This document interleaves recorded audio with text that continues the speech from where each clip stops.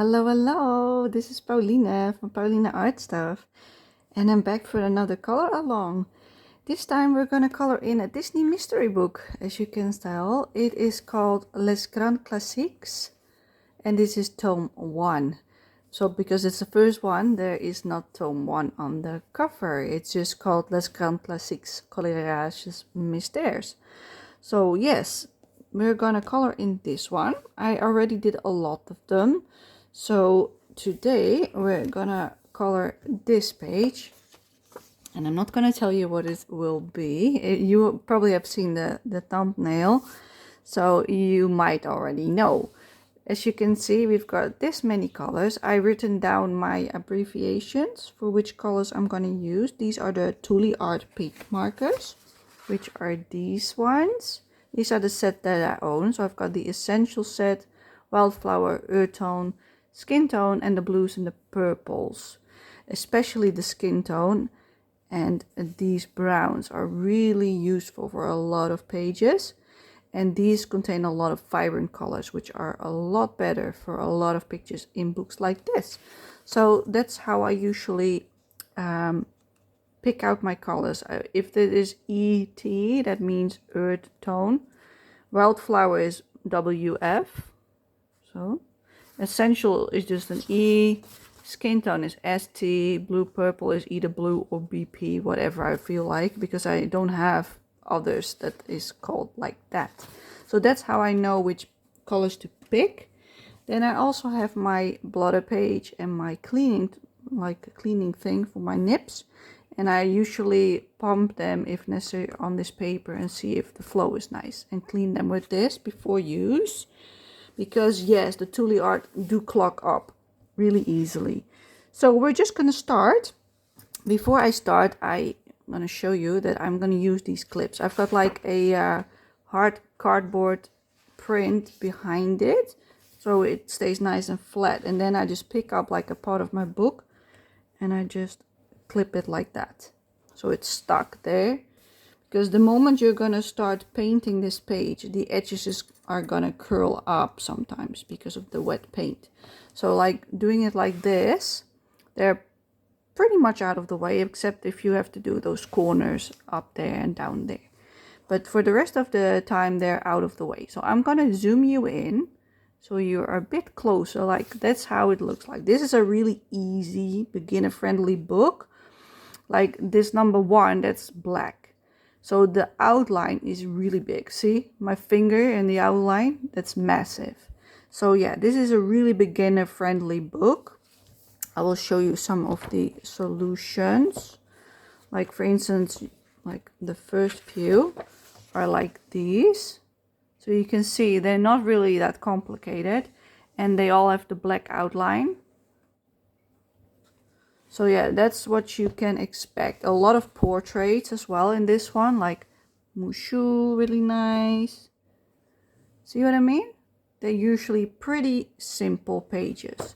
So that's why we're going to do one in Les Grands Classiques tome 1 today. And I'm just going to start coloring. And you can color along if you own this book. It is page number 28 that we're going to do today. And otherwise, I would just say relax, sit back, and enjoy me blabbering on about whatever I feel like. That's basically the plan. Because, yeah, I wasn't feeling a normal page. So I thought, let's do a Disney mystery page for a change. Because then I don't have to think as much. Okay, number 6. I'm just going to start coloring in the left top corner. And number 6, I chose Earth Tone 32, which is a gray tone.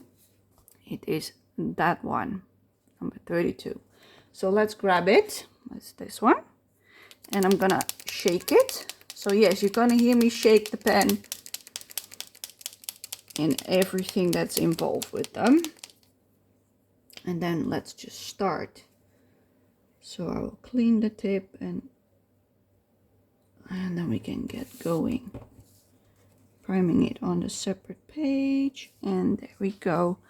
And we're just gonna start. So I hope you had a lovely summer, because if I'm correct, the summer holiday is over for most people now, because people have gone back to school. Like I don't have any children, but I do keep a little bit up to date with that kind of stuff. Because my older sister does have kids. So she does have to deal with those kind of things. So yeah, I'm going to just follow the line. For me, it makes no difference, holiday or no holiday, because I'm always at home. Okay, let me pump it one more time, because it's not flowing as well as I would like. Yeah, that's better. Now it becomes juicy. So I'm just gonna follow the line. Fill it up like that.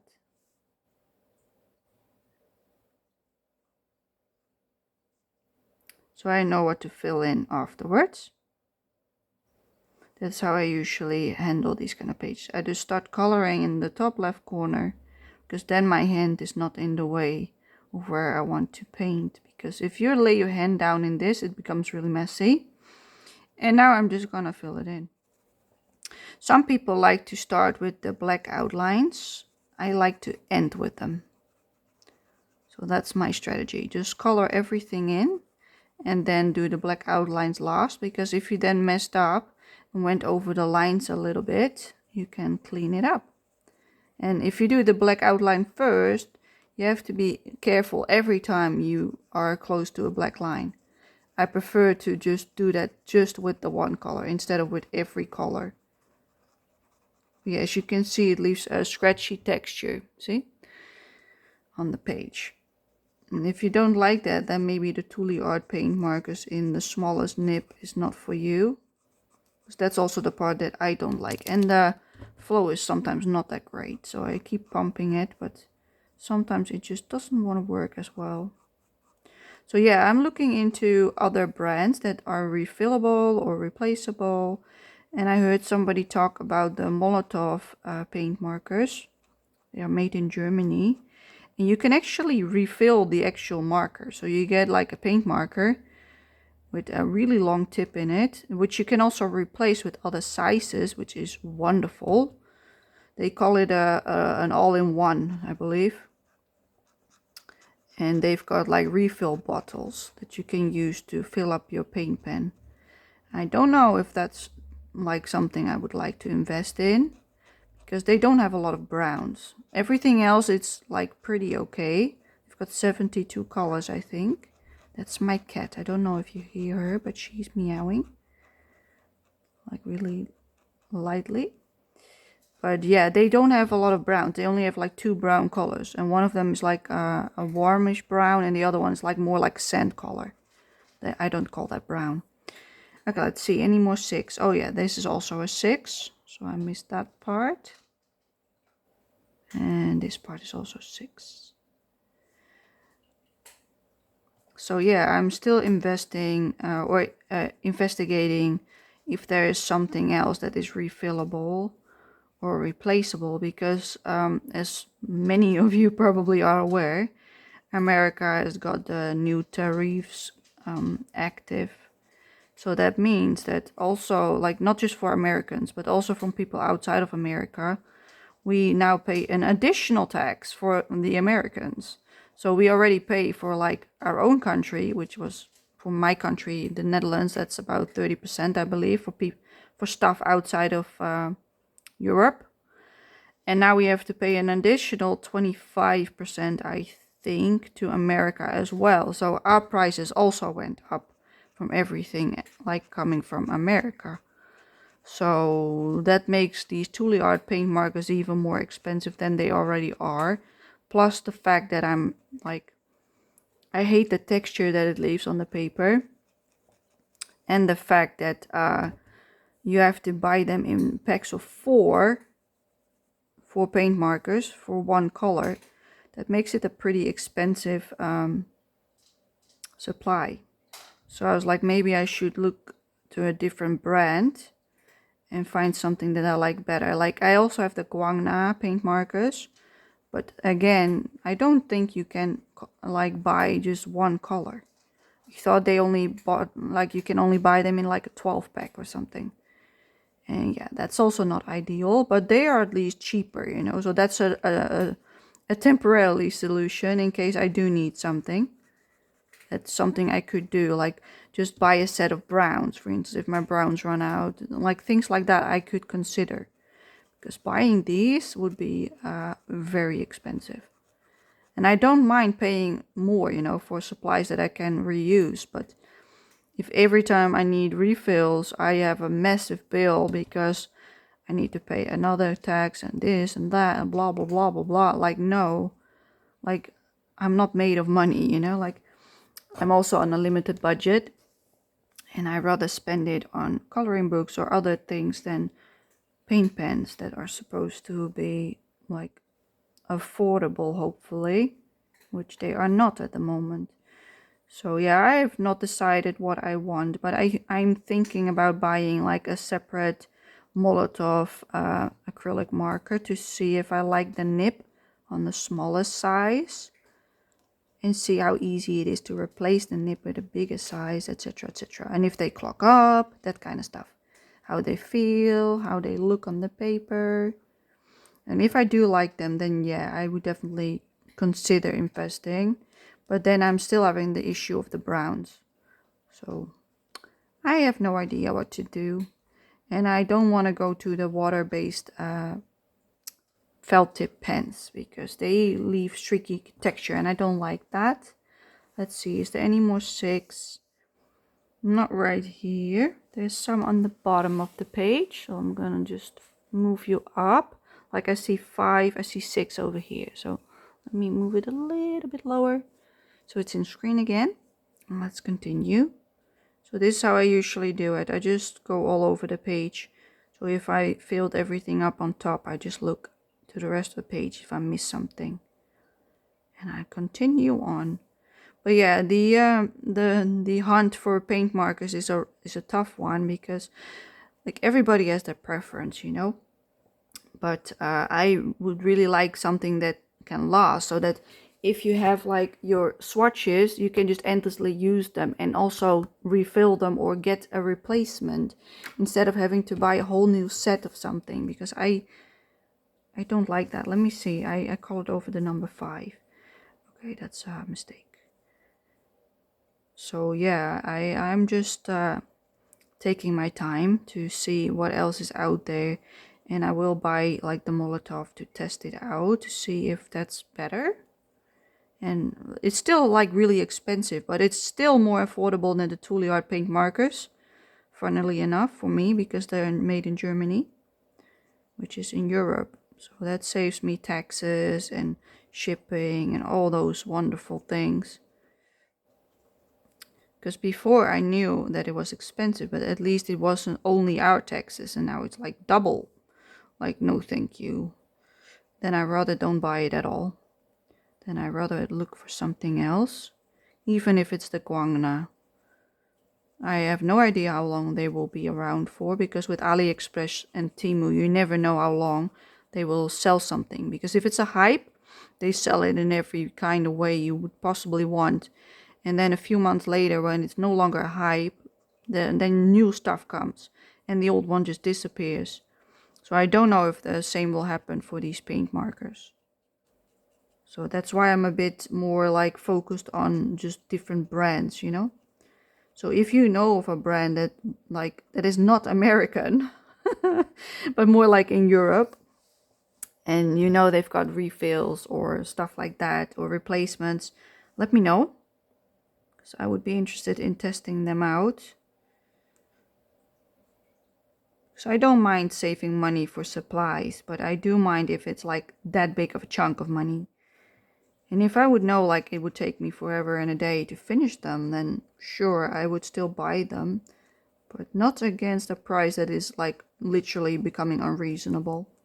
It still is supposed to be fun, like, and if I have to worry about my paint markers becoming empty every single time, like, I want to use them, because I really like coloring in these kind of books.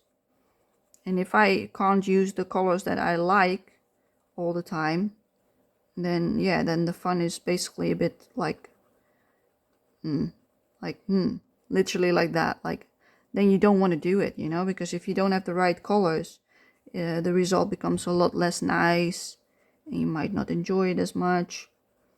And so yeah, I really just like consistency, you know, like that I always can grab the same stuff. That's what I like. It's just the way my brain works the best. If I can get replacements. That's also why for my pencils, come on. The flow is a bit off today. That's also why for my coloring pencils, I also just wanted to look at the ones that you can get, that you can buy open stock. Because then I can get replacements if one runs out. That's my requirement these days, that I want replacements if necessary. So yeah, I like that. So if you have any advice for me or what to look at, let me know. And maybe there are even other supplies that work wonderful. Let me know that as well. But I really like the look of the paint pens. And I like the matte paint especially. Don't like the shiny ones. So yeah, that's my preference. Matte paint pens. Let's see, is there any more 6? Let me close it for a second. Have a look. I don't think so. Yes. I see a little bit more over here. Is that everything? Let me have a look around the page before I do this. I think this is the last bit. Okay, let me shake it a little bit more. Pump it a bit more so it has a nice flow. And then we can finish this part up and we can go to the next color. So yeah, let me know which is your favorite Disney mystery book.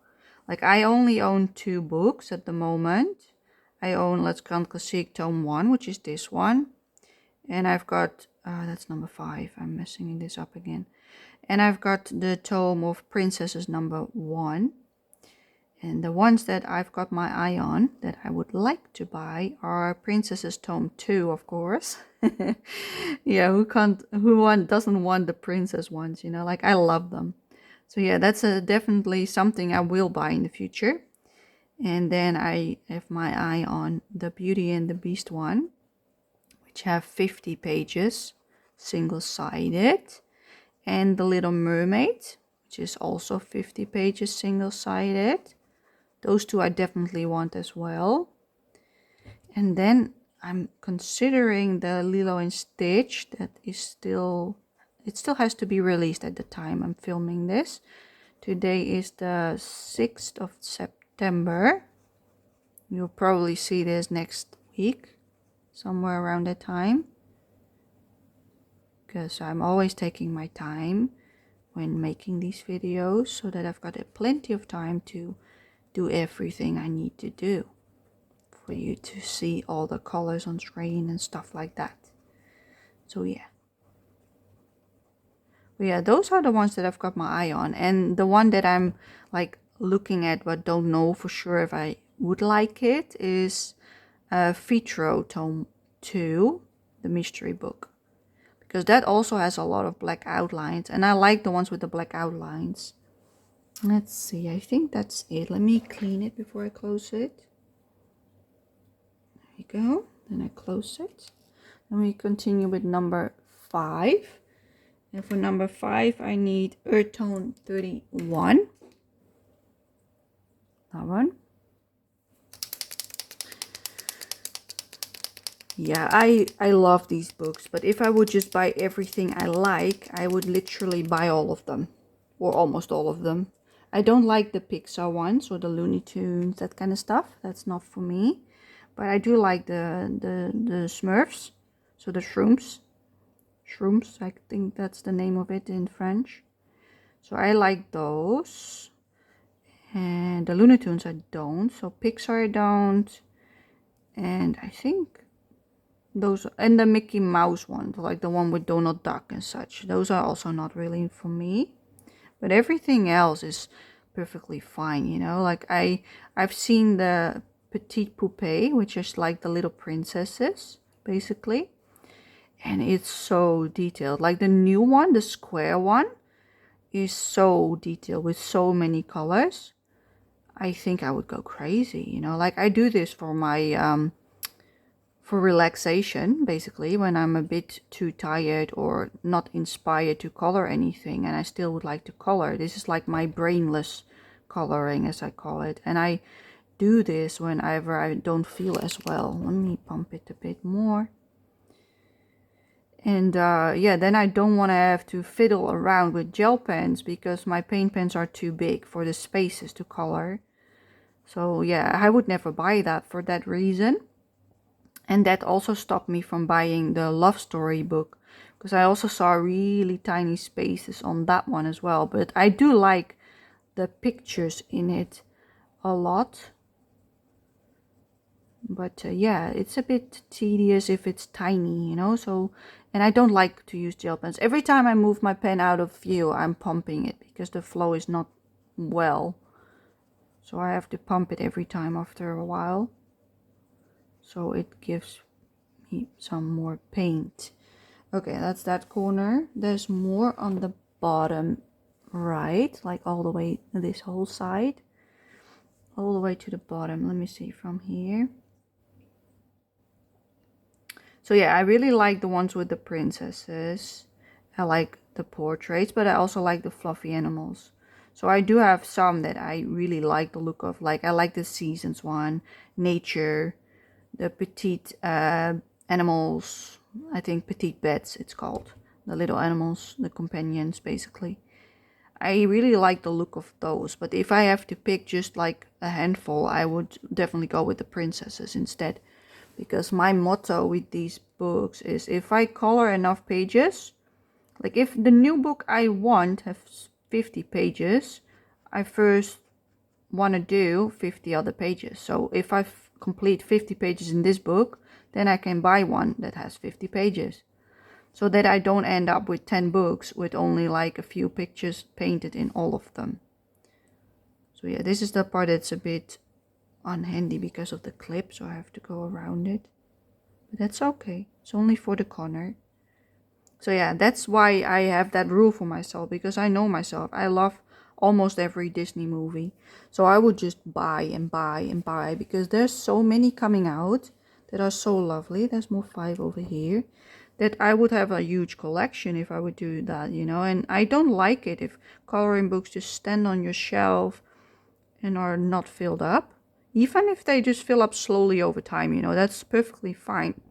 But if you have 10 books to choose from, then yeah, you can imagine that it's slow going.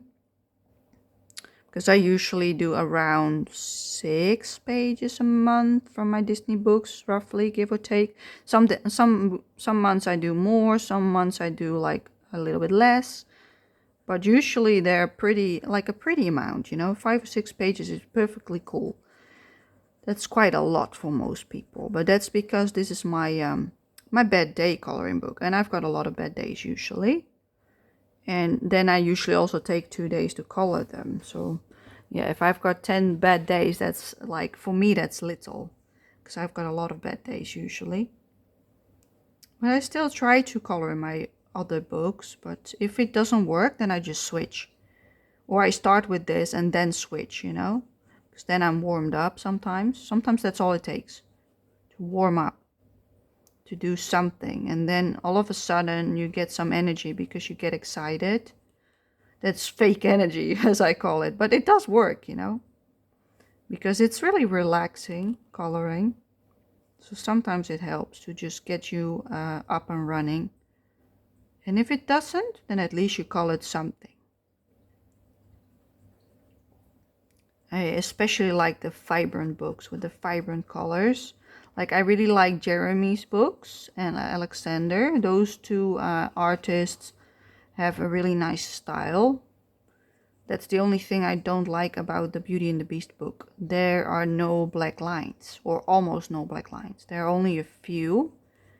But because it's my favorite movie together with The Little Mermaid, I will still buy it. But I will just add in the black lines myself after I've done the picture.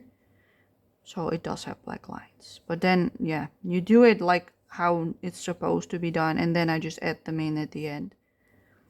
basically what I do here, but then without me, like without the book telling me what to do, I will add in the lines.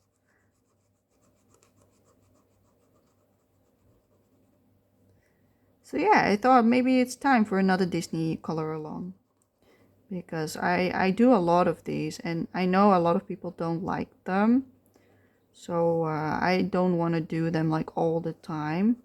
So I think maybe once every so many months should be okay. And I'm just gonna take you through my whole process, just filming it in real time instead of speeding it up, do a section speeding it up. Because if I like put a color along on, I really like to hear what they have to say, you know, like even if they're not talking about the picture itself, they're talking about maybe they want to change the space, or they would like some advice for supplies, or you name it, you know, I don't really mind what they're talking about. They're basically mostly telling what's on their mind at the time, and that's what I like to do as well.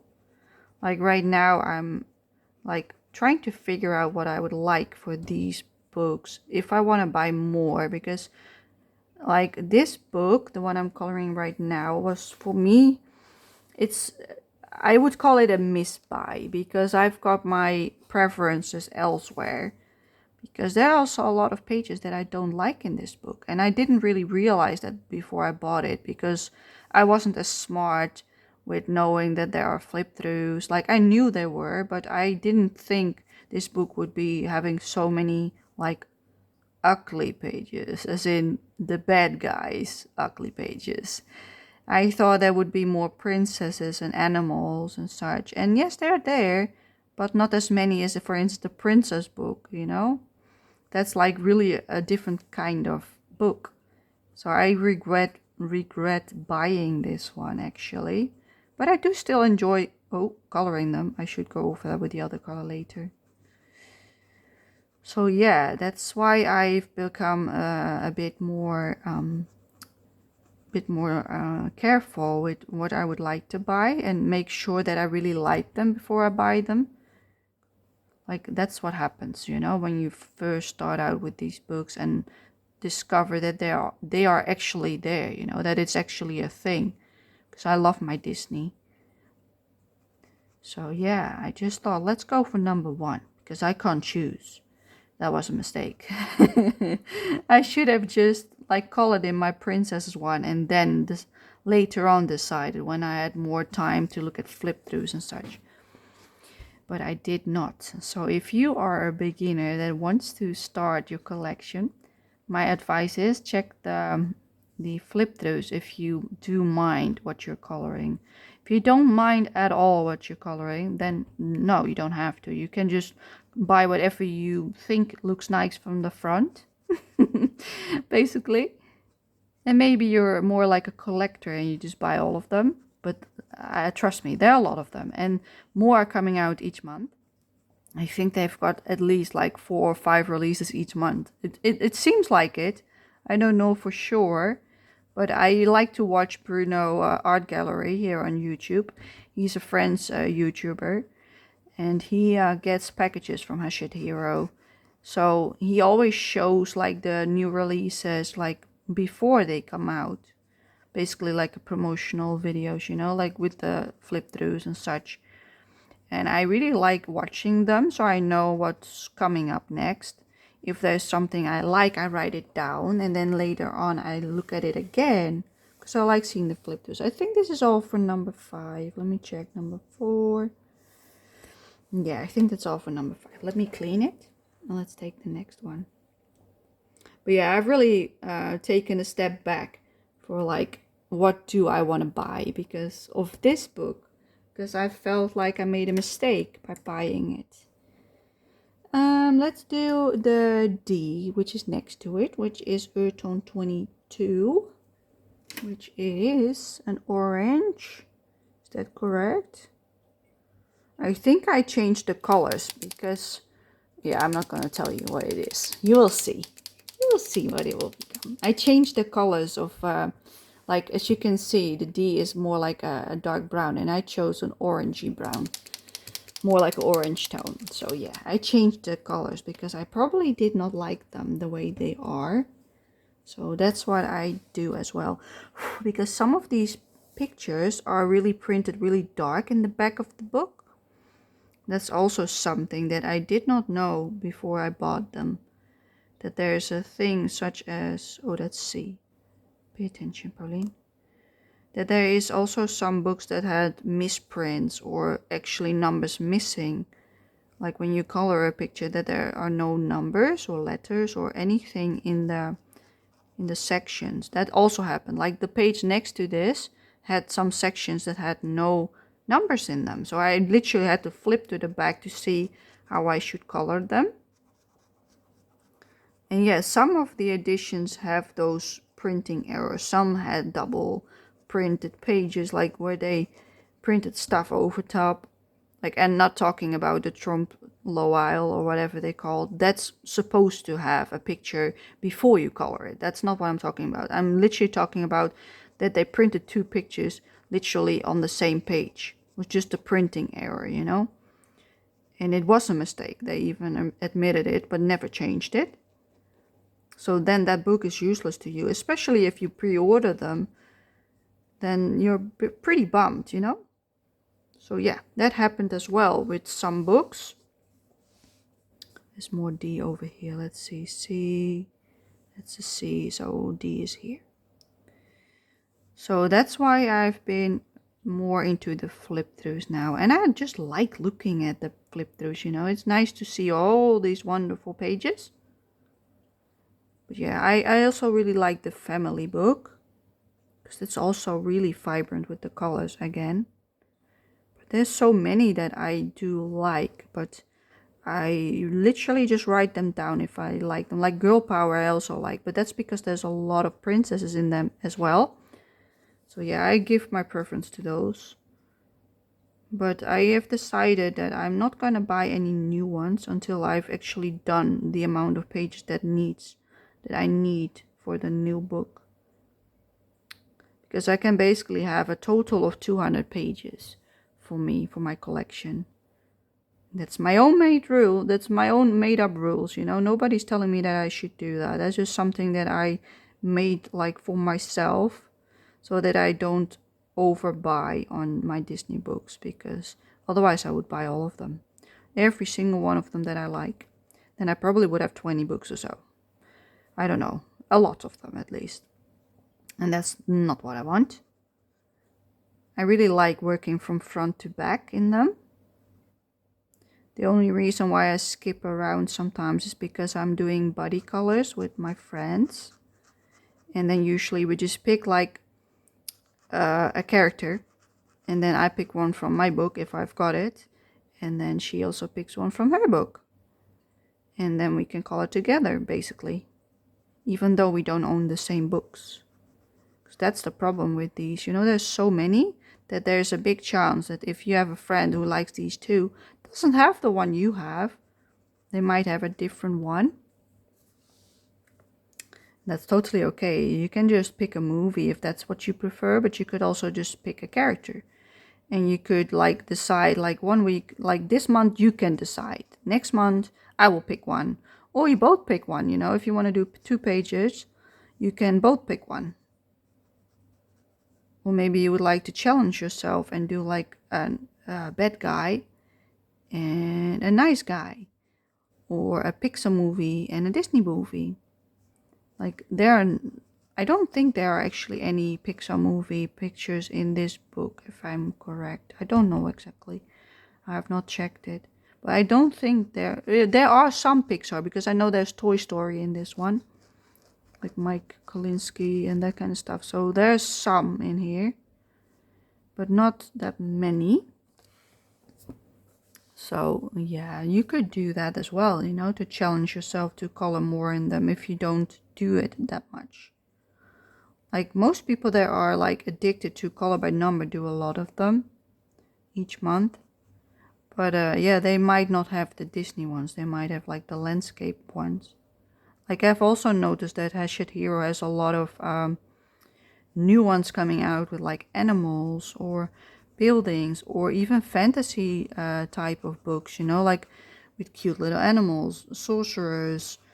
So if that's more your cup of tea and you're not into Disney, that, yeah, they are also being sold these days. Landscapes were already there with Jade Summer, you know, that already existed for a very long time. That's not what I like to do. I like Disney. That's the reason why I like them. I would be bored if I would have to do color landscapes like this, you know, because I do like if the picture that comes out isn't really nice. Oh, I colored over the sea again. Oh my god. Didn't even see it, but it's only till there. Okay, that's good. And I didn't mess it up too badly. But yeah, this was one of the very first things that I discovered shortly after like getting more into the color community on Instagram and YouTube, because I've been coloring like my entire life basically, but I usually colored like just Disney drawings that I made myself because I was making my own storybook. So I usually color that in instead of, there's no other colors here. No, okay, so I can color in all this one.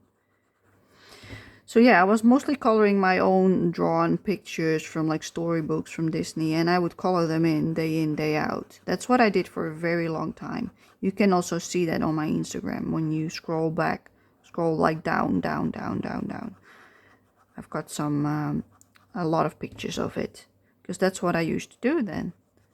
And then I had like a few years that I basically did almost nothing, like only little things, because I had a really rough patch with my health. And I wasn't able to color at all at times. And when I did finally get a bit better, I was only able to color like maybe one page for a month or something, you know? So yeah, I've been also on the side of not being able to color a lot or not at all. So I really missed it. So now that I'm able to color, I really like a variety of books. And one of them is my mystery books. I really like the Asian books, like the Japanese and so on. The Korean books, those are my favorites, besides the Disney mystery. I think these are still my favorite, because I just love Disney. There's nothing that can beat it, not even them. Like if for creative coloring, yes, definitely the Korean and Japanese books. But for mindless coloring, it's still my Disney mystery book. And second place goes to my Korean books, because they've got like the image on the left with the colors already there. So then I also have to think less. But then still, you know, some are really complicated. Like for instance, the April books, they do have a picture on the left, but they're complicated, you know. You don't want to do them if you just want to relax. That's something you have to think about. But the Green Ivy books are a lot more simple. So those work really well as easy coloring for me as well. So I really like those as well. So if I color in them, I usually color like 2 or 3 in a month, you know. But only if I feel like it. Like this month I've been grabbing my mystery book quite a lot more. Let me see. D, C, C, C. There's D over there. There's D over there. Okay, so we've got quite a lot more to color. So yeah, let me know what you do if you want to just relax and color. Do you like grab something else like a mystery book? Do you do like Johanna Basford, for instance? Because I also heard a lot of people enjoy that for relaxing coloring. I don't like it. It would drive me crazy up the walls, like all those shapes and flowers and houses, and it's just one big massive book with the same thing for me. That's how I see Johanna Basford. But maybe there are people that actually see that as relaxing, you know. That's perfectly fine, you know. Like everybody has their own taste. That's why it's so great. There are so many books, so many choices. Because I can understand why people wouldn't like these, you know. I understand. Because it's like if you don't like the process of coloring in what the number says, then yeah, it's game over. Then you don't like any of them, no matter what the theme is. But if you do like the way to color this, then you might like more than just Disney. And the rabbit hole is big, very big.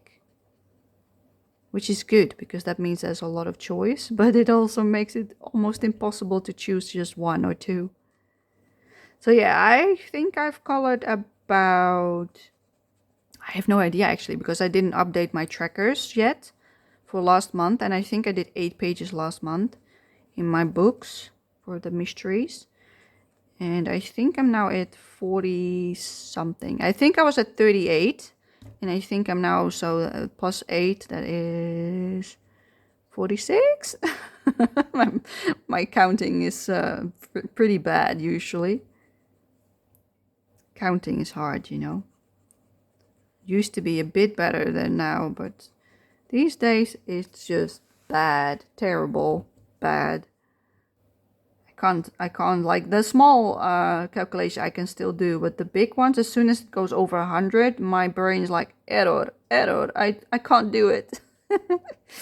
So yeah, that's why it's really handy that we've got calculators for that, you know, even on your phone.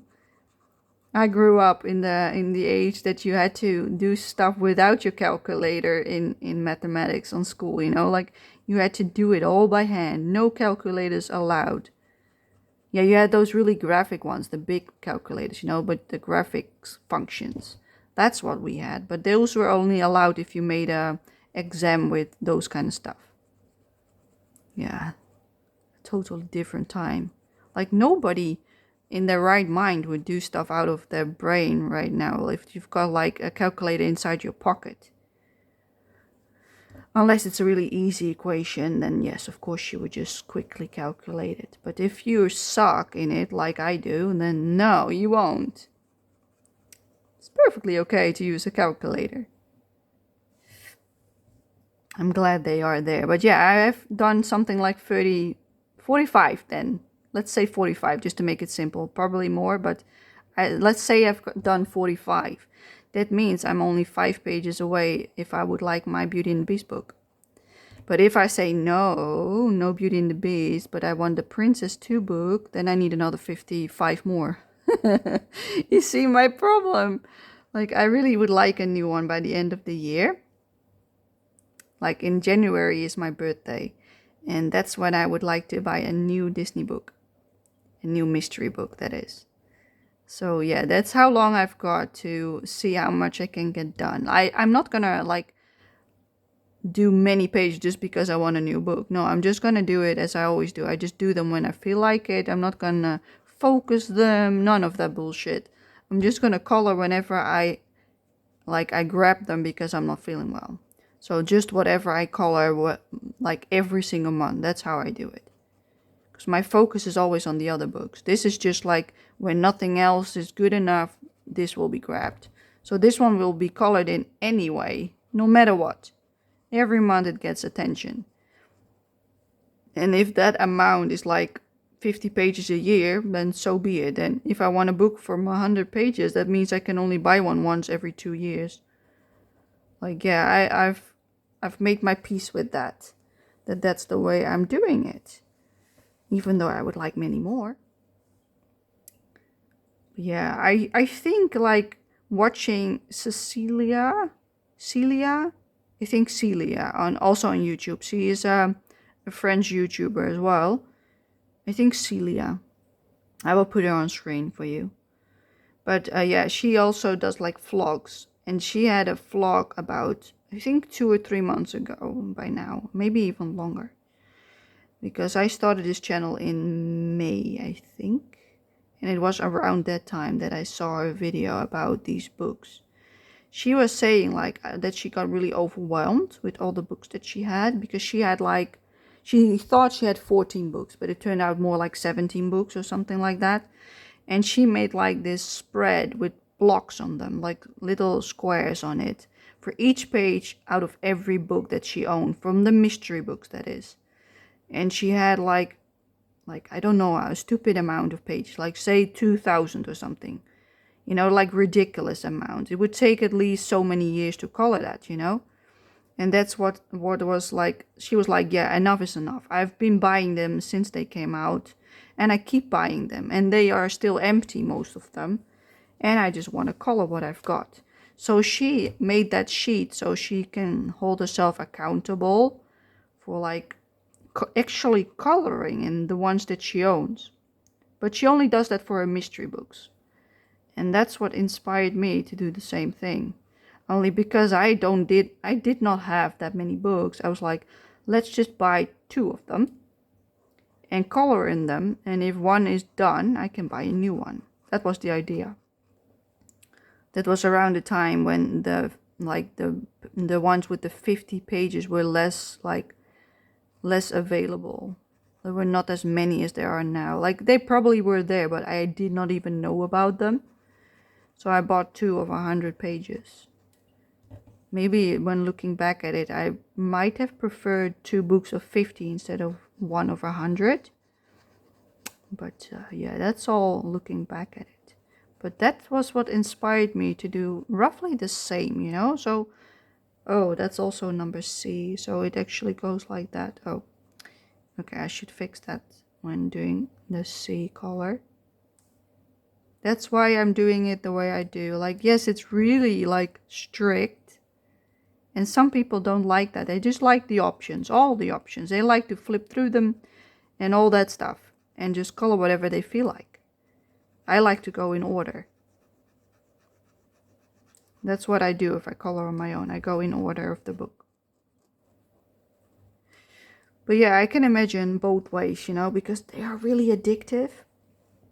Let's see, is there any more D? Let me clean up my nib, because I don't think so. So yeah, how do you feel like how many would you buy? How many do you color? Do you do the same as me? Or do you just buy it if you think you're gonna like it? Oh, because, you know, it doesn't mean that you're doing something wrong if you do, you know. Everybody has their own way, but I'm just curious to what most people do who like this. Let's do number C, tone 21, which actually is like the tone that we were supposed to use for D. So yeah, I chose lighter colors basically. But do you already know what it's gonna be? I'm gonna turn it around for you. I'm gonna slowly show it. Do you already know what it is? I really like guessing. I know what it's gonna be, but even knowing it, it's still a bit of a mystery right now. Maybe with the next color it's more visible. Okay, let's see.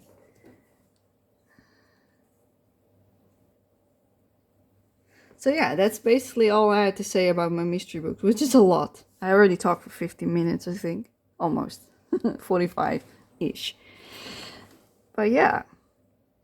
Let's do C. I messed up over there, so I will fix that later. But we're gonna start here because the paint on the bottom is still wet.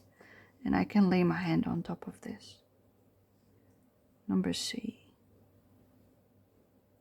So yeah, let me know how you like to color in these. Do you like to do buddies with people? Do you like to do challenges, like do so many pages a month?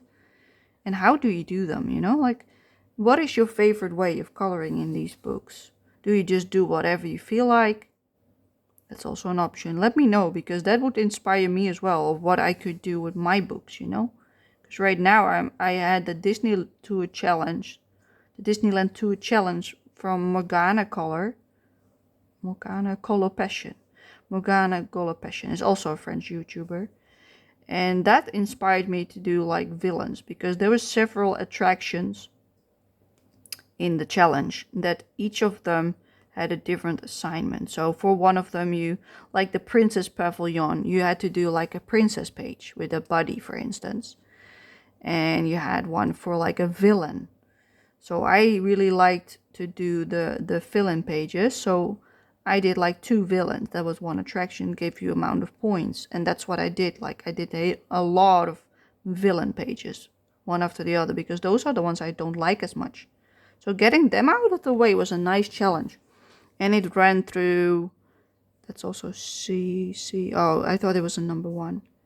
It's a bit further. But yeah, that challenge ran from, I think, end of June, July, and through halfway August. That's roughly how long the challenge took. So, and after that I stopped doing the villains. So now I'm back to my normal way of doing it. But now I've got some buddies that want to color with me. I already had my friend, but my friend is not really well at the moment.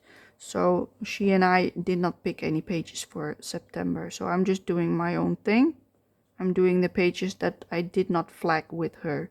Because we looked through my book. Because I don't have many pages, I don't have many books. So we looked which characters in my book she had in one of her books. Because I think she had 5 or 6 books. So we went through mine and see which ones we have in common. She flagged all of them in her books and I did the same in mine. So we put the names down that is like for a buddy. So that we can both work on our books together to make some progress. Because she wasn't coloring in them at all. So she thought it was a great idea to get some done, Even if it's just one a month, it's still one a month. And if she doesn't do it, we just go to the next one, We just pick a new one for the next month. Because I most definitely do them every month. No matter how many we pick, We mostly just pick one, maybe 2. One time we did 3, but I think she forgot about number 3. That happens too, Memories is also a thing. We forget things easily. My memory also sucks. And so does hers, So yeah, it happens. It just makes me laugh. Like, oh, don't worry about it. Let's pick something new instead, It's fine. It's a hobby. And even if you don't get around to them, we still pick new ones because I already did them. And that's totally okay, She's really good in like keeping up with it usually, but when your health is like jumping up and down, it can be tough to get to coloring at all, So yeah, that's what she was in a situation that she basically couldn't color. She could only just close her eyes and sleep. That's how sick she was for a little while. I hope she's feeling a bit better by now, but it's still tough.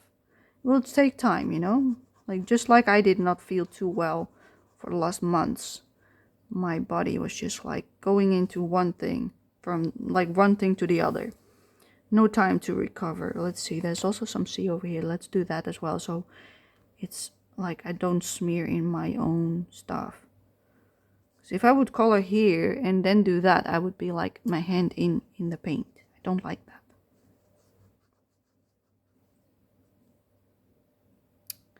I just really like the creative ways people come up with to color in these books.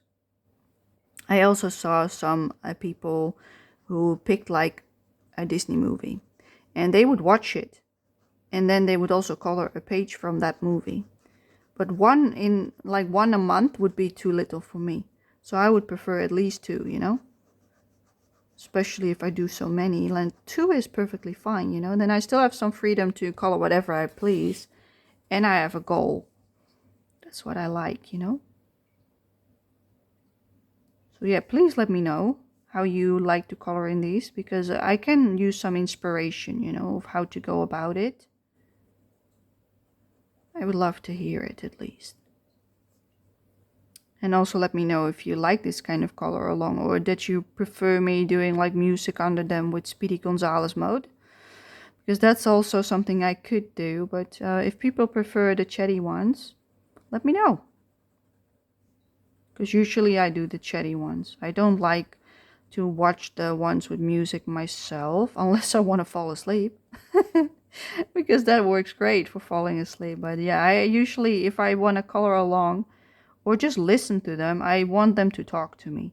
I want them to keep me company. That's basically what I use them for. I usually don't color with them. I just put them on and listen to them talk about everything and nothing, basically. So yeah, that's what I prefer myself. So that's why I'm also doing that in my own videos. Like keeping each other company is nice. That's why I also like live streams. But a live stream for me would be really difficult because I would be so embarrassed, like I would like my face would light up like a tomato basically because I would be so nervous and scared. that I could barely speak at all. I would just feel really uncomfortable.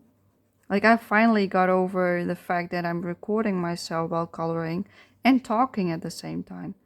That is going pretty well like right now, you know, like I'm getting better and better in it and more comfortable every single time I film because it doesn't feel as scary anymore. Like the first video that I ever recorded, let me see, was my mythographic page. Like who in their right mind would start with a mythographic page for their first video on YouTube?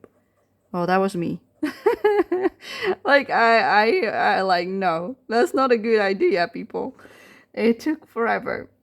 And I already did half the page, which was also not a great start because people want to see the whole process. But yeah, I was just like, let's just do it. I finally made up my mind to make one.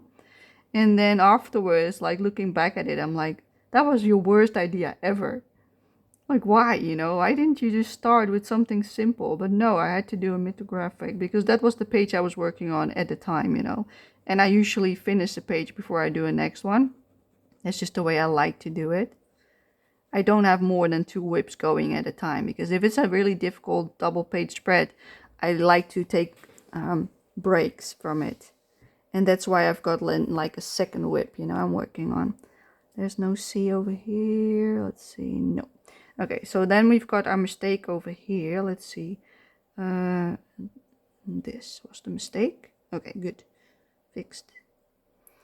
So yeah, I just laugh every time I look back at it. I'm like, yeah, that was not a good idea, Pauline. That was not a good idea. That's something you should not do again.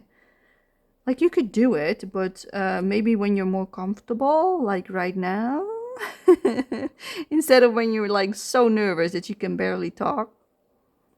I literally started recording, yes, and I had to press it off like at least 3 times before I could actually talk because every time I would put on that like that camera, I would just like choke on myself because I couldn't even like make a sound, you know, and like afterwards it's funny, but at the time I was like just choking on myself because I couldn't even get a word out. That's how nervous I was. I was shaking. Like the first 5 minutes of the video, you could see my hands like do this.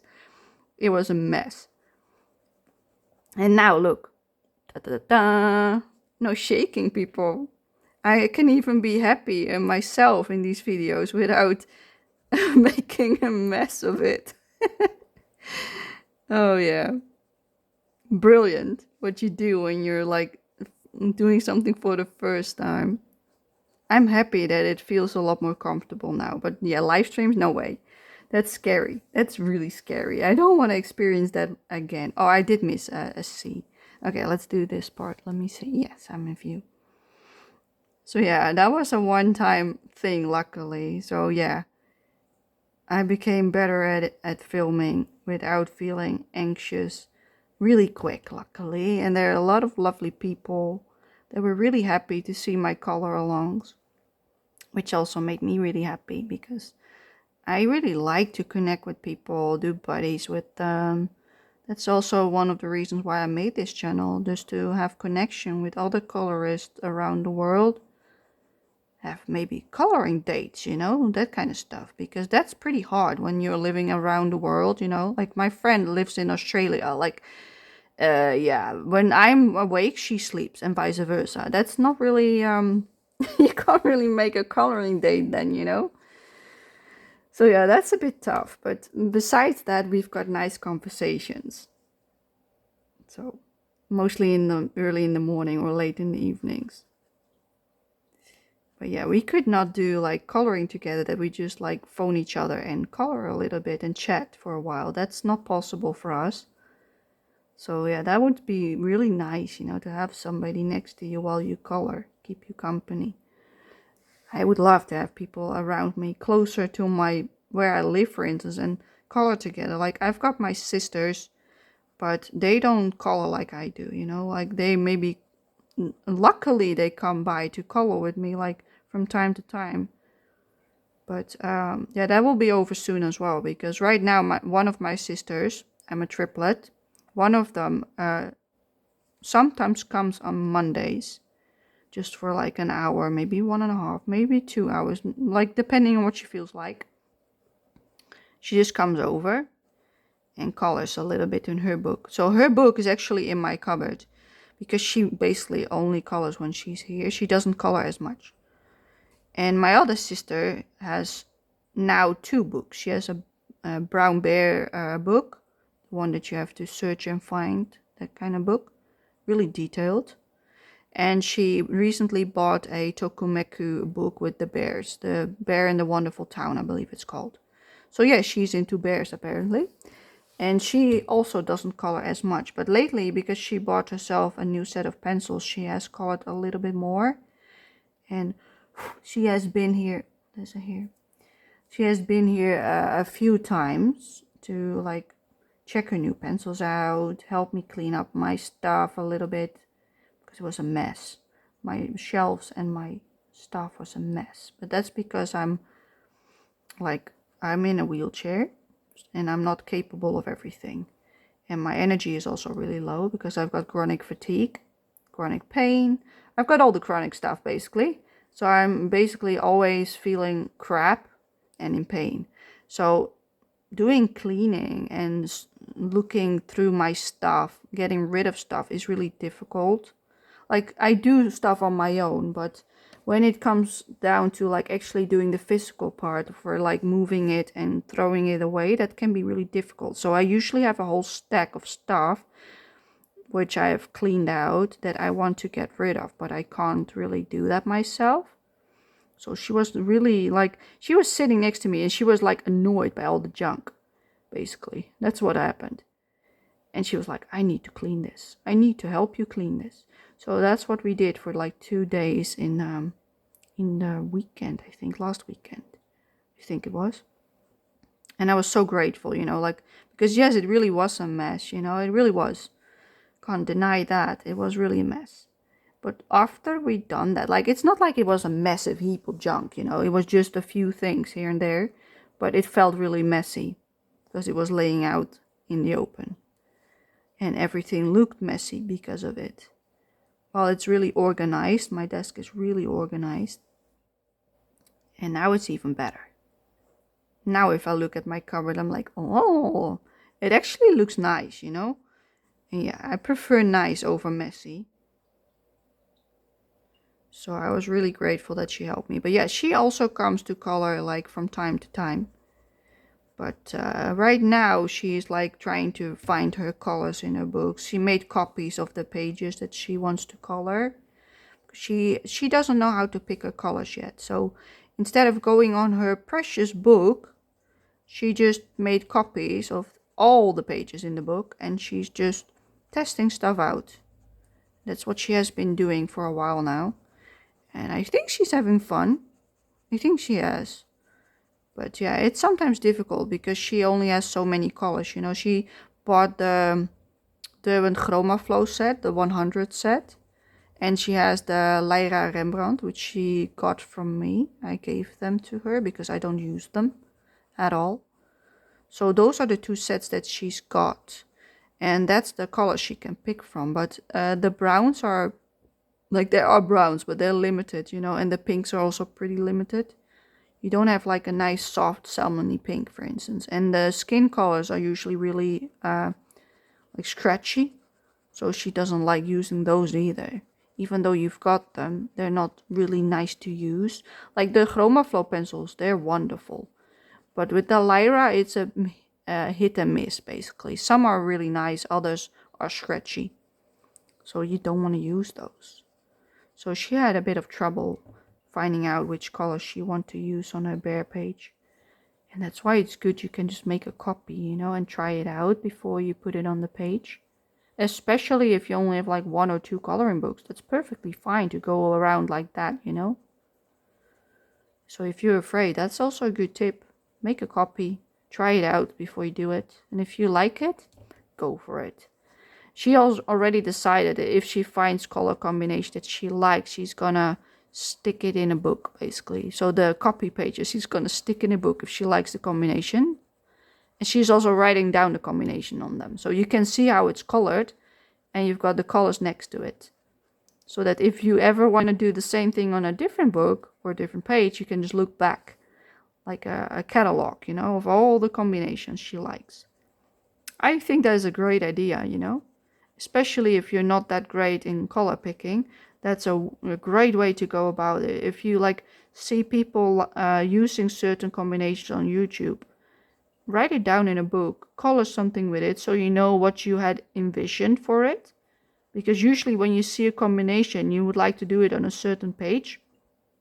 Make a copy of that page and stick it in a book, for instance, you know, if that's your way of going around it. If you're a visual person, then that's the way to go. Okay, I think that's all the number C. This is now really wet, so I want to work in the top corner.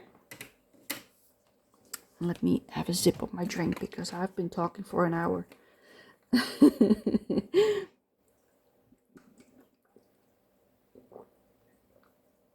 Let's take a few sips because I'm pretty thirsty right now.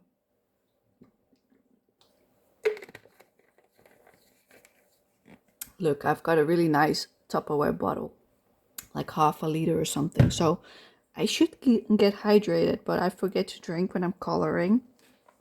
Maybe that sounds familiar to some of you. Let's color this corner because that's all dangerously wet.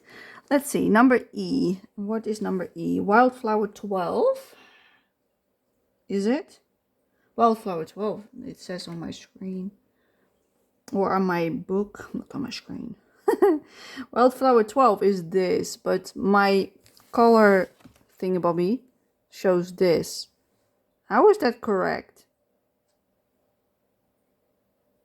I'm just gonna go with it. Paulina, like history of Paulina chose this, and it's probably fine. Let's just go for it. Let's trust myself that I have done, that I didn't do something stupid. I'm really tempted to just look. Let me have a look.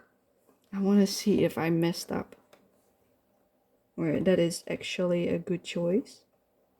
Because I do mess up time to time, you know, like that it does happen.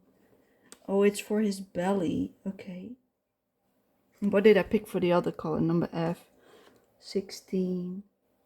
Oh, I see. Yeah. That's a good color. Yes. Paulina did a good job. Okay, yes, I can trust myself. Good. Let's clean it up. It's a bit messy, the tip.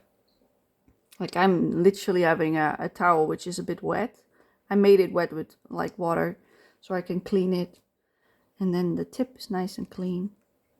And then I do a few strokes on my piece of paper like this to see if it flows. And then I start coloring. That's what I do every single time. But I've been like, I do clean them from time to time. But I've been a bit more chill about cleaning them all the time. Because it's really like tedious to do that every single time, you know. So I decided that I just clean them after I'm done using them or before I start using them, so that they are pretty clean and work. Because sometimes they get really clogged and then I have to flush them like with hot water to make them work again. But that's really not nice to do. But it does happen more than I would like. Even while keeping them really clean, it still happens. And I hate that. Like if you take care of your like acrylic markers really well, like I did, then why do they clog up so easily? Some colors are horrible. Like they're so thick, the paint, that it barely comes out of the tip. That's one.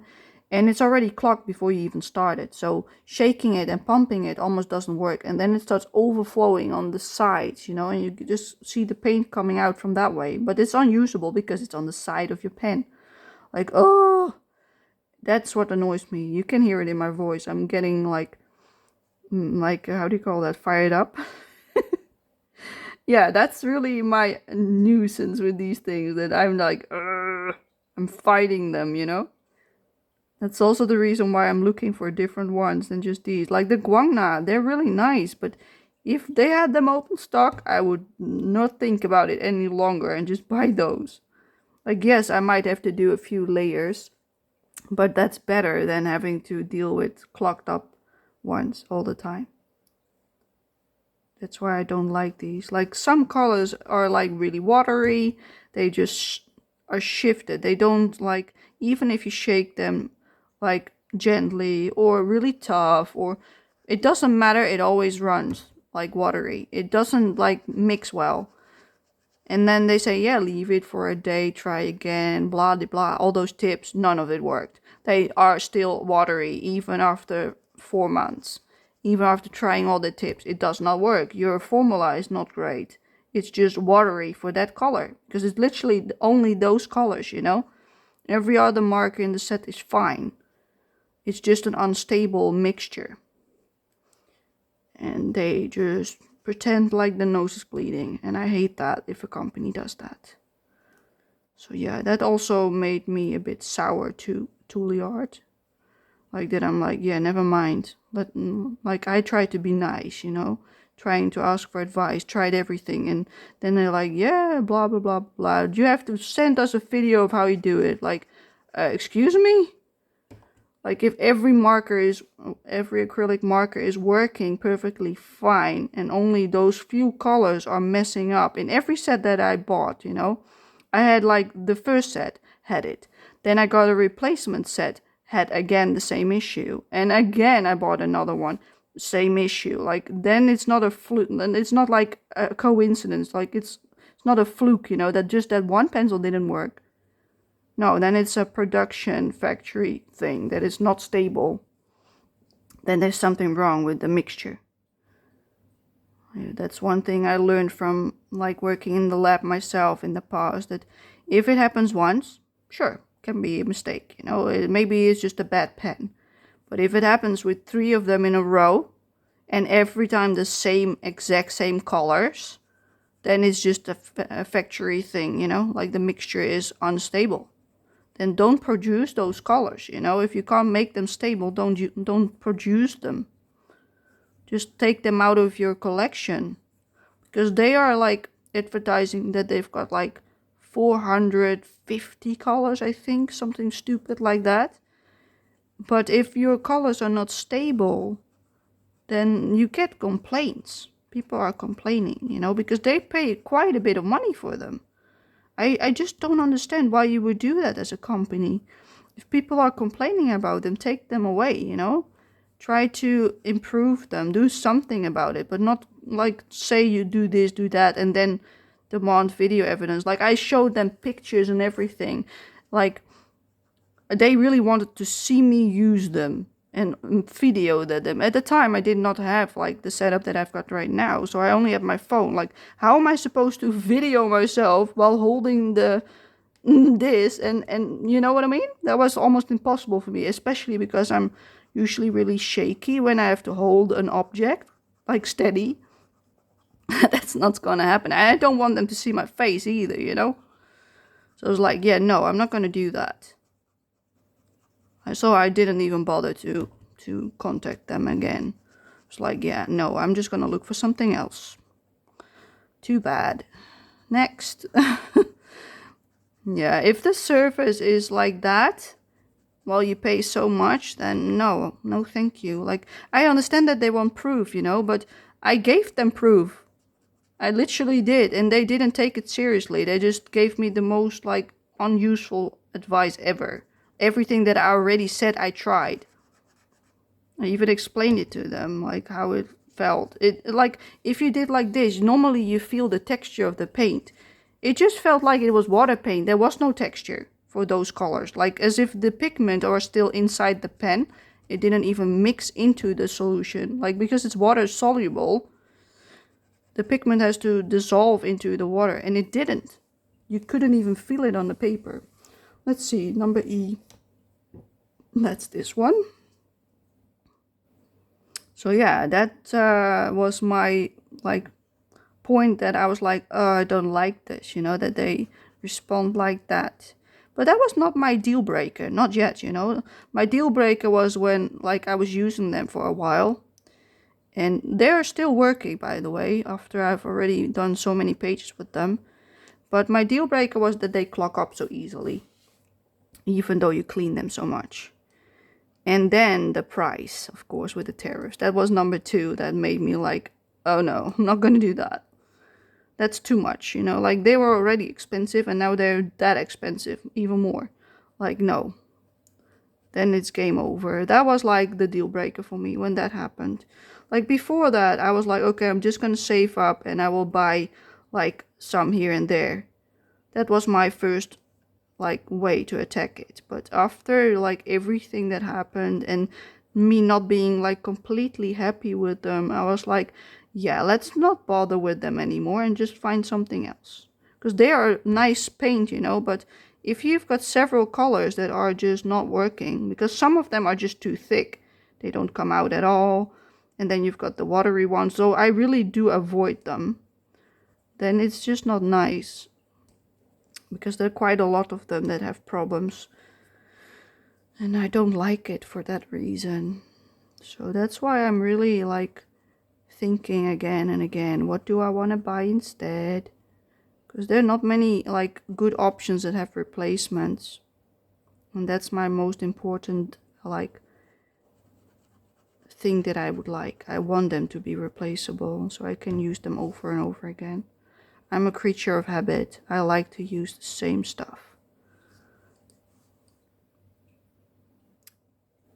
But yeah, this feels a little bit like a complaining video. I hope it doesn't come across as one, but yeah, that was really what it was. It was a bit of a rant about my Tule art experience. I know a lot of other people had problems with them clogging up, so I'm not the only one.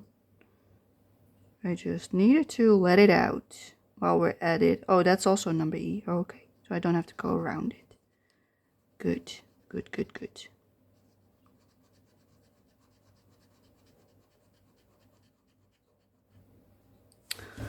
So, oh, that's number 1. Okay. And that's E. So yeah, I'm just taking my time, filling it in. Like if you've got a bigger marker, this will go way faster. Because with these small tips, it just takes a lot of time. Like I've got one bigger one with a medium nib. Because this is the 0.7 millimeter tip, which is really small. Which I like because you got a lot more control with like where you want it to be. But for filling up, it can be a bit tedious. But I don't like the nibs from the medium because that's like the round one. It's not a tip. It's more like just a round dot. Let me show you. This is like the 0.7. It really is a tip. It's made of plastic. And then you've got like a 3 milliliters and it's like this. And you don't have that much control because it's that big. Plus it's a lot more watery for some reason. And the paint was also more shiny. Like this one, you see the black shines. Everything else is matte, but the black from that pen shines. Like while the small one doesn't. I don't know why. See if it's some different formula or something. Let me see. Is there any more E? That's not there. I think that was it. Okay, then we have to go to F for the belly, which is Wildflower 16, which is this lovely color. If it's... Ugh. Come on. Yeah, there it goes. Yeah, the roller ball also gets stuck, like all the time. That's also something I do not like. Let me zoom you out for a second so you can have a guess of what it's gonna be. What is it gonna be? What do you think? You should be able to see it by now because we've got a lot of the feature of it. Okay, let's see. Yeah, it's shaken enough. I know what it's gonna be because I looked at it. I knew what it was gonna be before I started. Okay, let's see. Let me pump the pen so it's nice and smooth. Okay, number F. Letter F. Letter F. Let's start here.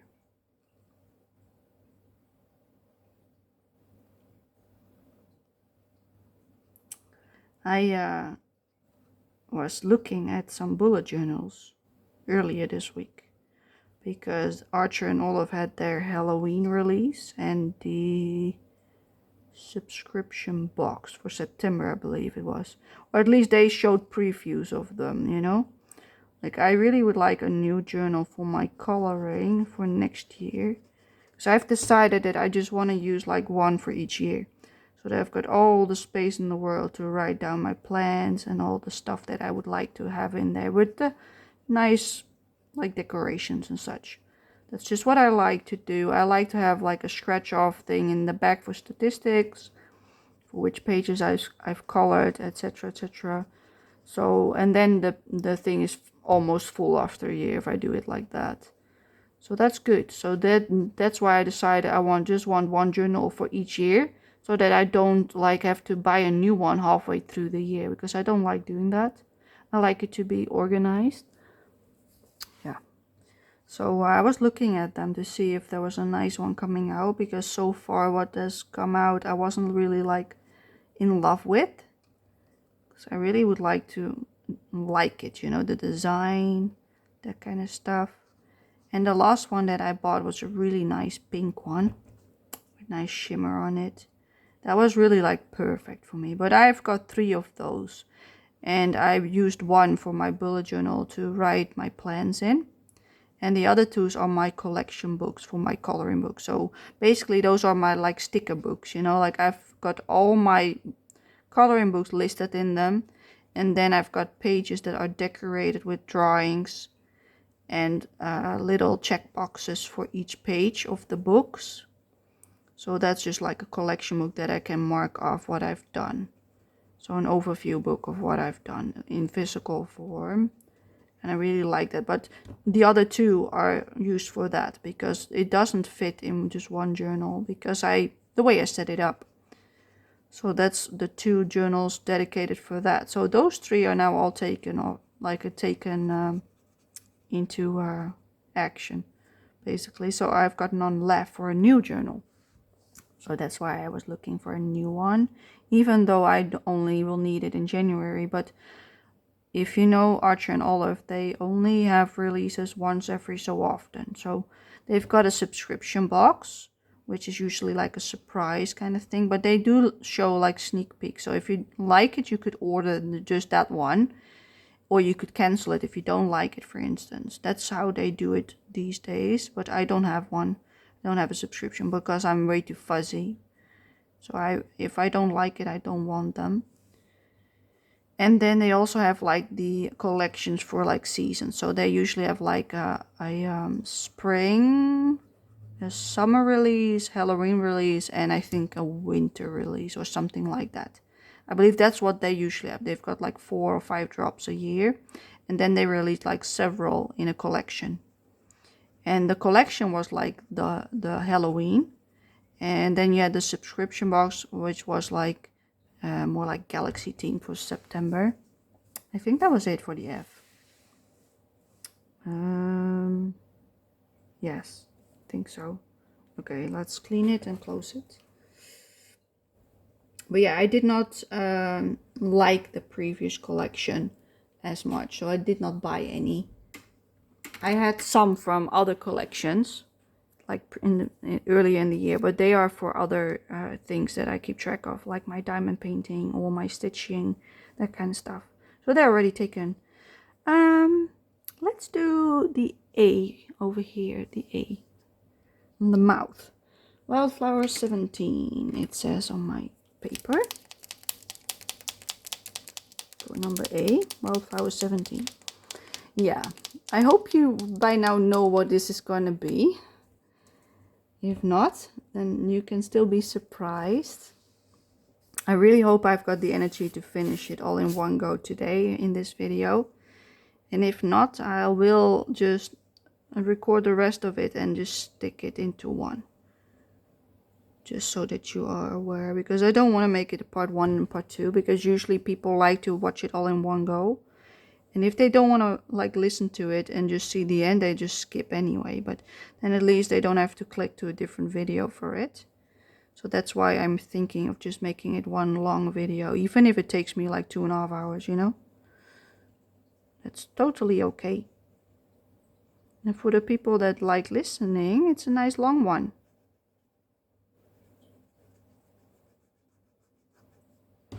So yeah.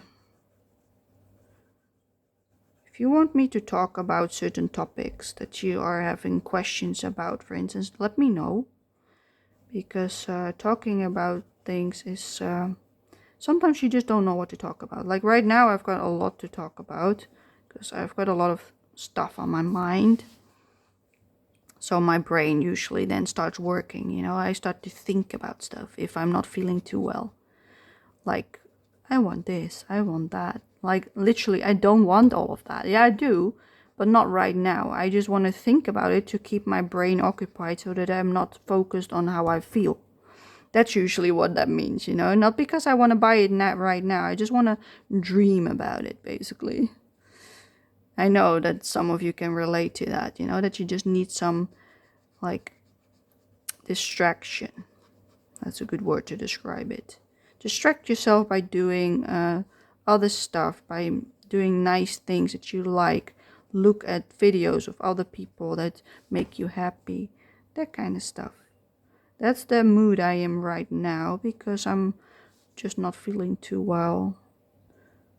Like I had a really rough day yesterday. I cried my eyes out like a few times during the day because I was just so exhausted, you know. Like I feel a lot better today because I had a pretty okay night, you know, so that really helped. But yesterday it was not fun. It was just tough. And that doesn't happen that often, that I'm like really at my breaking point. And that definitely happened yesterday. So I just tried to color, you know, to keep myself busy, but I was so tired, but I couldn't sleep. If I would lay down, my eyes were closed, I was chilling, I did not fall asleep. And I felt terrible about it. So instead I tried to color a little bit. So I did lay in bed for quite a while, and then I got out, I ate something, you know, because that's also something you should do, take care of yourself, which I am pretty good at, you know. I am really strict in that I eat well and do some exercises for my body. Like if I'm tired, I do calm it down, but I do some stretching then, you know, like some easier movements. But I still do something, you know, because if I do nothing, I only feel worse. So just moving something, even if it's just the movement itself, is already a win. And that's how I also see it, you know. As long as I am keeping myself busy, getting through the day, it's a win. So that's what I was trying to do. And I picked out a nice coloring book that I felt like coloring. Then it took me about I think an hour or so to make up my mind which colors I wanted. In the end, I found like two pictures on Pinterest of other people that colored the same page. And I showed them to my sister on my WhatsApp. And I said, which one do you prefer? Because I couldn't make up my mind. Like I leaned towards the yellow, but I also liked the other one. So I was just like, I couldn't make a decision myself. Even though I already made it in my head, I couldn't make it. Just because I was so tired, I felt like I want that, but I also want that. No, you don't. You already made your mind up, but you just are too tired to actually pull the trigger, you know, to actually just do it. So that's why my sister, she was like, yeah, I like the yellow one better. I was like, okay, yellow it is, because I also like the yellow one better than the blue one. So I was like, let's go. And then all of a sudden, you know, like it's as if a switch turned in my head. Like I needed that little push in the back to make the decision that I already made. Like, yeah, I love about it now, but that's really how it goes. If you're like that weak, you know, in like your body is weak, and your brain isn't working, and you're too tired that your eyes are shutting down, like basically they're like blinking and they're falling closed, you know, all the time, and you're like literally dozing off on your desk. But if you lay down, you don't sleep, then at some point, yeah, you need assistant, you know, you need somebody to make a decision for you. And that was what it was for me. Yeah, it was yeah, not stupid, that's a bit harsh, but I was like, oh, why? You know, why? And I'm so happy that today is better. Oh, there's some more A over there. Oh, that's difficult. Okay. I can do this. So yeah, that's what my day looked like yesterday. I did end up actually finishing 2 pages in Yururi's Travel sketchbook, something like that. It's a Japanese book from the Tokomeku series. And yeah, I finished 2 pages. Let me see. Wildflower 18 for B, which is this one, I think. Yes. Okay. Good. So yeah, I finished 2 pages and I was really happy with the result. Even though one of them really looked like the picture that I found on Instagram. I don't know who it's from. Otherwise, I would definitely tell everyone, you know, when I do my finished pages video at the end of the month. But I don't know who is by the picture. Maybe I can look it up again, see if there was a name with it, so I can credit the person for the colors. And if not, I will just tell that I used a picture that I really like, because that's usually how I go about it if I don't know who it's from. Well, that's pretty close to the other one. Maybe I want a darker color. Yeah, let's just go over this one. I already decided on this one. But it's really close. Don't know if I'm gonna like it, but let's just do it anyway. It's a nice pink, that's for sure. But yeah, I had fun in my sketchbook mouse, and I'm actually considering like doing the other double page spread that I picked out, because I made plans for September that have to do with Space Timber and Call of the Fairy Tales. Because for Call of the Fairy Tales, the theme was the Star Child, and one of the prompts was Star. So that can be used for Space Timber as well, you know? It overlaps, in my opinion. So I picked out a constellation page for the mouse book. And it was a double page spread. It had like all the constellations in the air and a lot of black already printed on the page. But it's a double page, you know. And I had somebody message me for a buddy in that book. And of course they chose the non-double page spread, which I also had flagged, you know. But I usually pick my double pages because I love doing them. But I think I will still, maybe if I still feel like doing that page, I might do that tomorrow, you know? Do the double page tomorrow, I mean. Or start at it. If I still want to do it, I will just go for it. Who cares if I've done 4 pages, you know, in one book? As long as I enjoy them, I don't mind it. Like, I actually prefer doing multiple pages in one book. Like, doing at least 2 feels nice. Like, doing just 1 feels wrong for me. I don't know why. It's just something in my brain, you know. Like, if I did 1, I feel like I didn't have my dose of, like, the mouse, you know. Like, as if I didn't enjoy it enough. So I need to do another one. and doing 2 is like, yeah, I had my fix now. I can move on. Because I do like going from book to book, you know. But doing just 1 page just feels like it's not enough. Like as if somebody gave you a slice of cake and they only gave you a bite. That's how it feels like to me. Like, give me the entire slice, you know. Give it all. Please, don't hold back. That's how it felt to me, you know, just doing 1 page. And I still got that feeling, even though I already finished 2 pages. Like, it's probably because I'm just tired and I'm just like, I want this and I want that and I want blah, blah, blah, blah, blah. Like, I feel like eating junk food right now, but that's the last I should do because that makes me sick. So I was really good and I laid out good food for me, for my belly. And that's nice food as well. So it's something that I know I really like. So that's what I took out. So I know I will like it, even though I'm like a bit crunchy when I have to warm it up. But I know I'm going to eat it anyway because I like it. Otherwise, I will eat junk food and then I will be sick afterwards. Like, no, we're not going to be more sick, you know? We're not going to do it. We're going to be good for myself. That's what I mean. I have to take care of myself.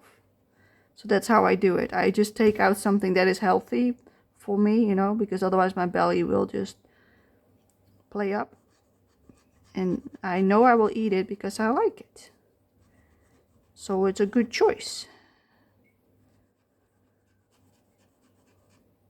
But yeah. And I also like that I finally decided to do another color along in my Disney book, because I wanted to do one last month, but I did so many videos already that at some point I was like, yeah, no, I'm over it. I don't want a video anymore. That's what I had at some point last month. I was like, I did so many videos. I don't know what came over me. I just wanted to film and film. That was probably my hyperfixation that at that time, you know, to keep myself busy. That's probably what it was. But at some point I was just too tired and I didn't feel like it anymore. I think that was the point when I was like, no more, please, no more. Like, I didn't do any more after that, because that's not how I do it. I do it whenever I feel up for it. Like today, I felt up for it, even though I'm really tired, but it keeps my mind off things. It makes me speak out my mind of how I feel about things. And that's okay, you know, like, yes, it's vulnerable to talk about this, but I know there's a lot of other people struggling with, like, mental health problems. Like, I don't have these days often, but when I do them, they're pretty hefty. So I feel bad for people who have this all the time. So yeah, that's why it's good to sometimes just mention it, that not everything goes to plan, you know, not everything goes how you want it to go. So no matter who you are, there will always be bad days. Let's see what's next. I think I want to do his hand, like this number 3 on his hand. I think I want to do that. I like going all around the page with these pages. Earth tone 10 it says, which is this one, a dusty pink, and it's stuck. I think that was it. No. Fighting it. Yeah, that's the other part that I don't like about my Thule art. The roller ball gets stuck all the time. Whenever you don't use it for a while, it gets stuck. So I usually try to shake them once every other week. So one week I don't, the other week I do. But yeah, it's still pretty decent. It's not as dirty as you would expect it to be. But yeah, they get stuck easily. And sometimes you really have to do all kind of acrobatics to make it flow again and roll again. I'm like, ugh, my hands can't handle it.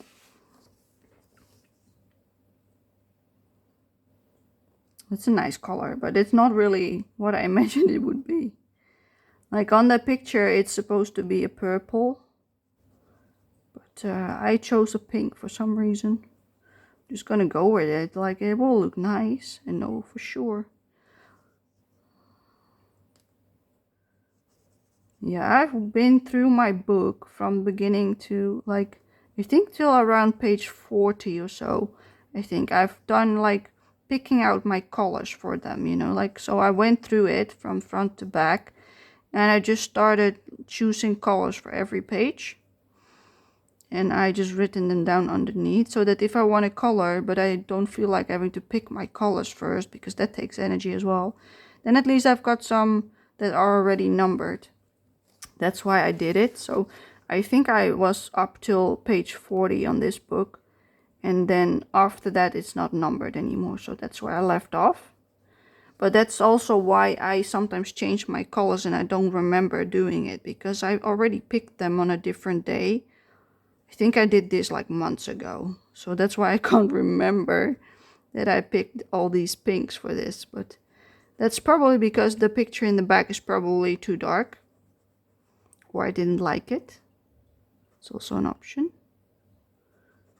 So yeah, because officially this should be like darker purple. It's still like a purplish pink, you see, because this is more like the pink and that's more like a purple pink. So it is still a pink purple. It's not that bad. Let me see, number 3 that was, is there more? Yeah, there's also some on his nose. Over here, there's also some, but it does look nice next to the other color. So I don't know if that's how it's supposed to be or what. I have no idea, but I'm just gonna go with it. I picked it for a reason. We will see once we're done how it will look like. And if I really don't like it, I can always go over it again with a different color. That's what I did with the previous page. I did not like the color I picked, and luckily I already knew that pretty early on. So I changed it while I was coloring. But right now I'm just like, no, I'm just gonna follow it because I don't wanna go to the back and check it out. Don't feel like it. Just wanna color. Make this wonderful character. I think you by now know what it is, but in case you don't, I am not gonna say it until it's done. Because I already know what this is gonna be, but maybe you still don't. Maybe you do. Like, it's getting closer to revealing itself. That's also what I like about it, how you can just see it building up, you know? Building up the picture. Because if you would put down the lines first, you would already know it straight away. Because that's just the way it goes. If you see the lines, you know. If you do the colors first, you might still be like, I don't know. And usually it's long enough ago that I don't remember what the page is, and I just start. And then I don't know until I further in, and then I'm like, oh yeah, of course.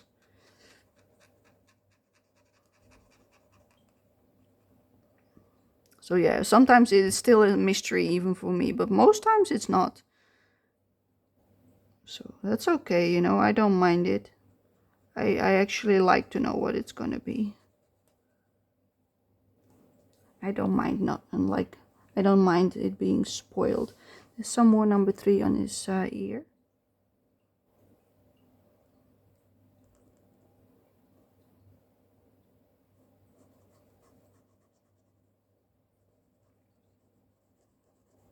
I also saw that they produced a tracker book for these books. So it's basically like the same as this book, but then they printed every book that has been published. They've got like a page for it, and you can mark off like which pages you've done. But literally for every book, they all printed like a sheet per book so that you can mark them off. It's basically a tracker book for the entire collection. But yeah, if you only have a few books, that's a bit of a waste in my opinion. Number 6, Earth Tone 32. That's the one we used for the background. Yeah, I just forgot that part. Like, I forgot these 2 bits, so that was probably also the background, but I forgot. But I already used this one, so I don't have to shake it that much. Let's keep going. But yeah, I saw it on Bruno's channel, the tracker book. But maybe if you've got a big collection, you might want it, because it's a nice printed book. You know, they even have got some empty pages in the back, just in case you get new books that were not out at the time. You can add in the name, and they still have like 1 to 100, you know, on the marking off bits. Okay, that was that one. Then we've got number 9. So that's the next one, which is Wildflower 22. This lovely color. Bit of a reddish tone.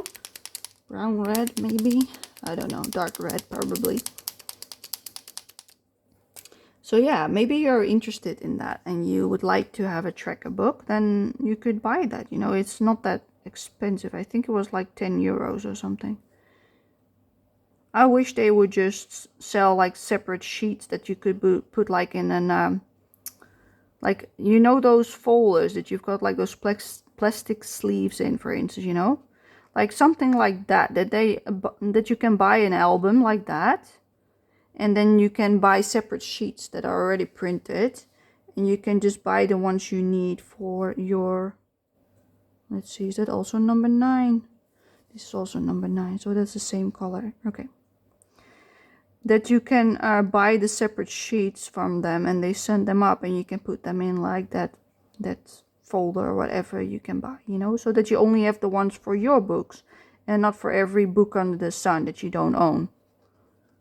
That's the part I don't like. And I also don't like it to be a PDF that you can download, because then you've got to print it, and I don't have a printer, you know. So yeah, I just want to buy a physical product that I could use without having 100 pages, because there are 100 books. They're not 100 books, but you know what I mean, you know. There's so many right now in the collection. Maybe they will, you know. It also took them many years to develop this. So they're definitely listening to their customers. So maybe they will consider a different kind of system. But it's a good start. People that like to track them. It's a nice thing to have, especially if you have a great deal of them. Come on.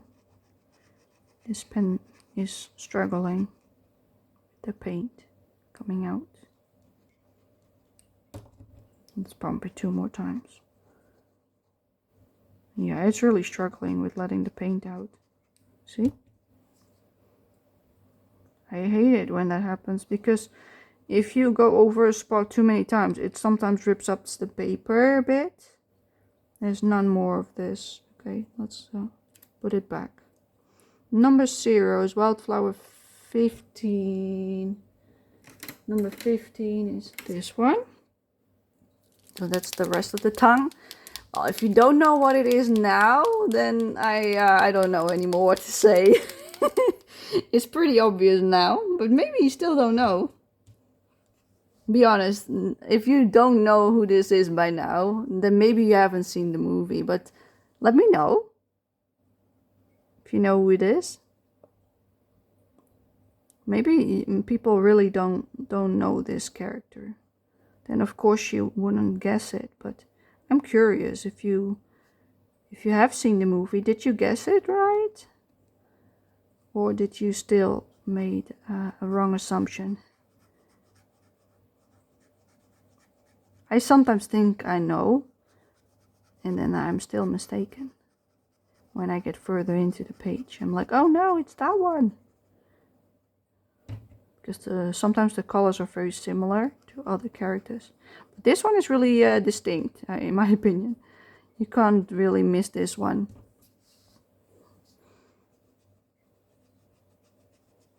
But yeah, it's not up with the right way up, it's sideways. So maybe that's also a bit more difficult for you to know who it is. Because it's not straight up. It's on its side, just like its neighbor. Its neighbor is also on its side. I like it that they've got the same direction for both pages next to each other. So it looks a lot nicer when you're flipping through your finished book, if they do it like that. Okay, that was 0. Is there any more 0? I don't think so. Oh, there's some C and 8 that I already did. Oh, well, I will get there when I get there. Number 2. Let's see, number 2 is Tone 9. Tone 9, this one. Yes. Come on. It's stuck. Come on.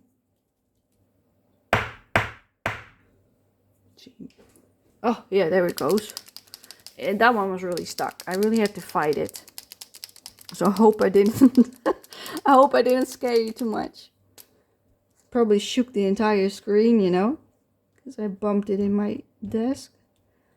Oh yes, now it's flowing. Thank you. Beautiful. Oh boy, it's a bit flowy. It's a bit too much because I had to shake it that wildly and it's now overflowing. That's why you shouldn't overshake it, you know. But if it's stuck, you have almost no other option than to be violent with it.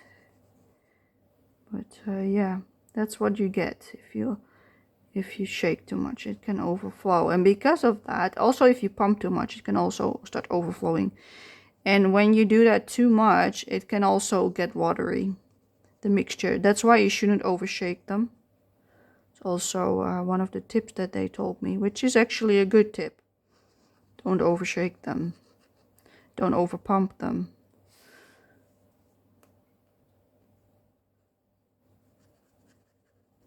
So yeah.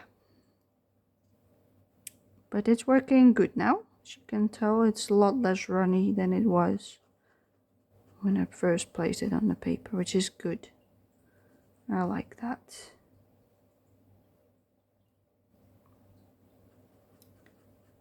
Yes. We're getting closer to the end and I can already see it. There's some more here on the ear.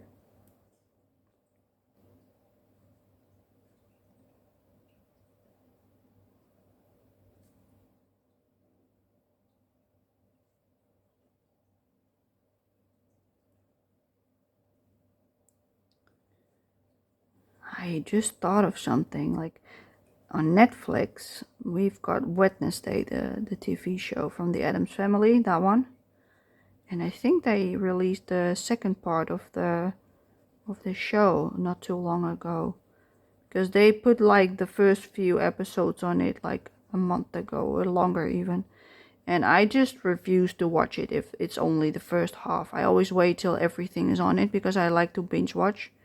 I don't want to wait, you know. When I'm done with the other episodes, I just want to see the ending. Don't want to wait another month. So that's why I was waiting. But I believe it was like yesterday or something that they put it on there. So now I should be able to see all of it. Okay, that's all number 1. Number 4, which is Blue Purple 1. Just this lovely color, which is also stuck. Yeah! Hoppa! I heard it like cling. I'm happy when I hear that because then I know it's no longer stuck. Because it being stuck is the worst feeling ever, especially if you shake it and like do all your tricks and it's not working. It's pretty tough sometimes to get them going. Then I'm happy to hear that sound. For it to come loose.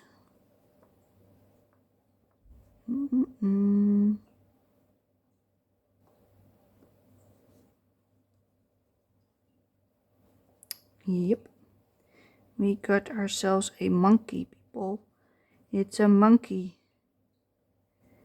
A very nice monkey. I like it. I like it a lot.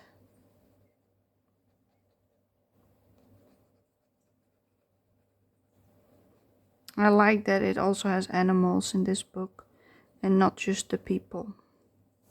That's what I like about this one. Okay, that's all number 1. Is there no... Okay, that's all white apparently. Okay, that's good. Okay, number 8. What is number 8? Number 8 is Wildflower 10, which is a nice yellow, and it's stuck. Yep, it came loose. Good. So we're gonna make it yellow. It's a banana peel.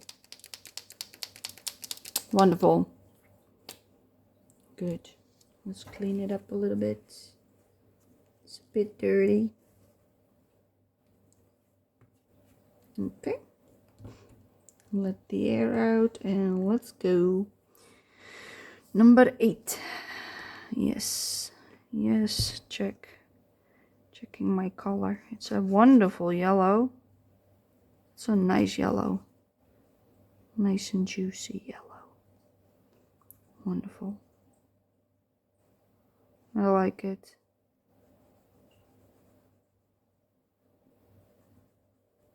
I was watching a TV show on Sky Showtime, I think it is called. Yeah, that's pretty new over here in the Netherlands. Like, I have not heard of it like for too long, you know. Like, there were a lot of new ones lately, and they are one of them. Like, they probably have been around for much longer, but I did not hear of them till like, I think this year somewhere.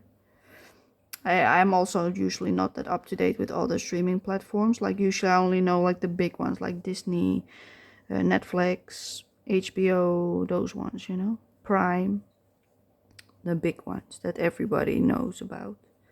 But like Hulu, Sky Showtime, all those like the ones that are just popping up out of nowhere, I had no idea that they were out there until there was a TV show like Dexter, which is about a serial killer. I really liked the one that I watched on Netflix.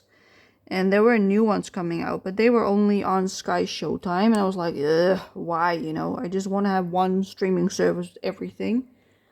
And that's how I found out they even existed. Number 7 is Wildflower 11, which is more of an orangey yellow. But yeah, I put it on when they had a deal. And basically I've been watching it nonstop for like 3 months straight, I think. Or 2 months. I don't know.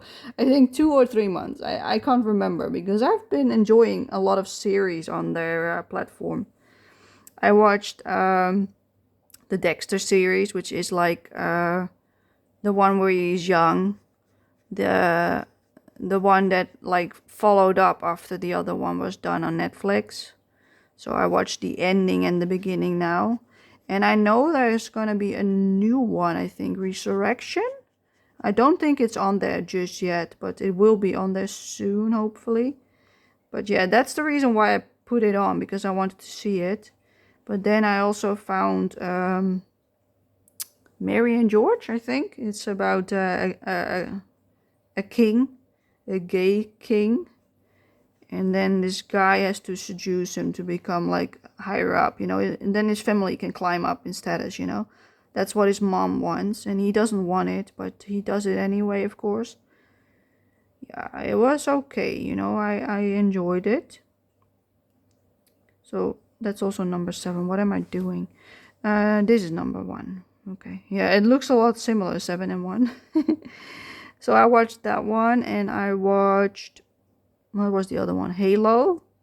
It's more like science fiction, where they have super soldiers. They're basically men who have been genetically modified in order to become super soldiers. That was a pretty good show. There were 2 seasons. It was pretty okay, you know. It's not, you have not seen the ending by the end of season 2, but it was a nice story. I enjoyed that one better than the other one. And I watched, what else did I watch? I watched another one, Fellow Travelers, which is about a gay couple in the 80s, 70s, something like that. How they, what happened back then with the protests and all the AIDS, that they didn't get any treatment. That was about that. So that's a bit more of a rough one, you know, to watch, because there are a lot of sad scenes in there and a lot of sex scenes. So if you're not up to that, then no, don't watch it. Definitely not watch it, because it's pretty in your face.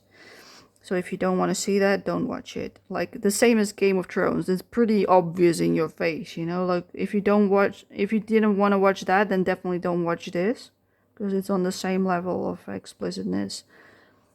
So yeah, some people just don't want to watch that with it, which I can understand, you know. Not everybody needs to watch sex scenes. So that one I watched, it was a good show. And what else did I watch? I don't know actually. Earth Tone 10, which is, oh, that's probably a part that I forgot. Yeah, I forgot the part. Okay, I already did that one. I don't know what else I watched. There was, I think, another show that I watched, but I can't remember right now. Yeah, there are a lot of TV shows on Sky Show that I liked to watch. And right now, I watched Wicked. Yes, I also watched Wicked, and the first part on it. That was also really nice. I finally watched the end of part 1, and I liked it. I really liked it. It ended with the song, like Gravity. Defining Gravity, or Defying Gravity. That's how it's called.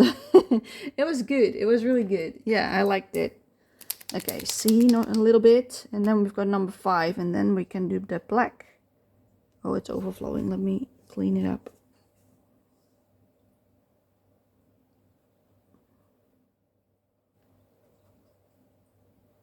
Okay, and then number 5, which is Earth Tone 31. Is also a part that we missed. And then we can do the black, and I will be so happy. That's my favorite part, doing the black lines. Okay, now we're gonna go for the black. I don't have to think about that. Like, if we don't know who this is, then I don't know. King Louis, that's him. This is King Louis from Jungle Book. He's lovely. Okay, let's start in the upper corner. We're gonna start with these. Yeah, this is probably gonna take us another half an hour, but it's okay.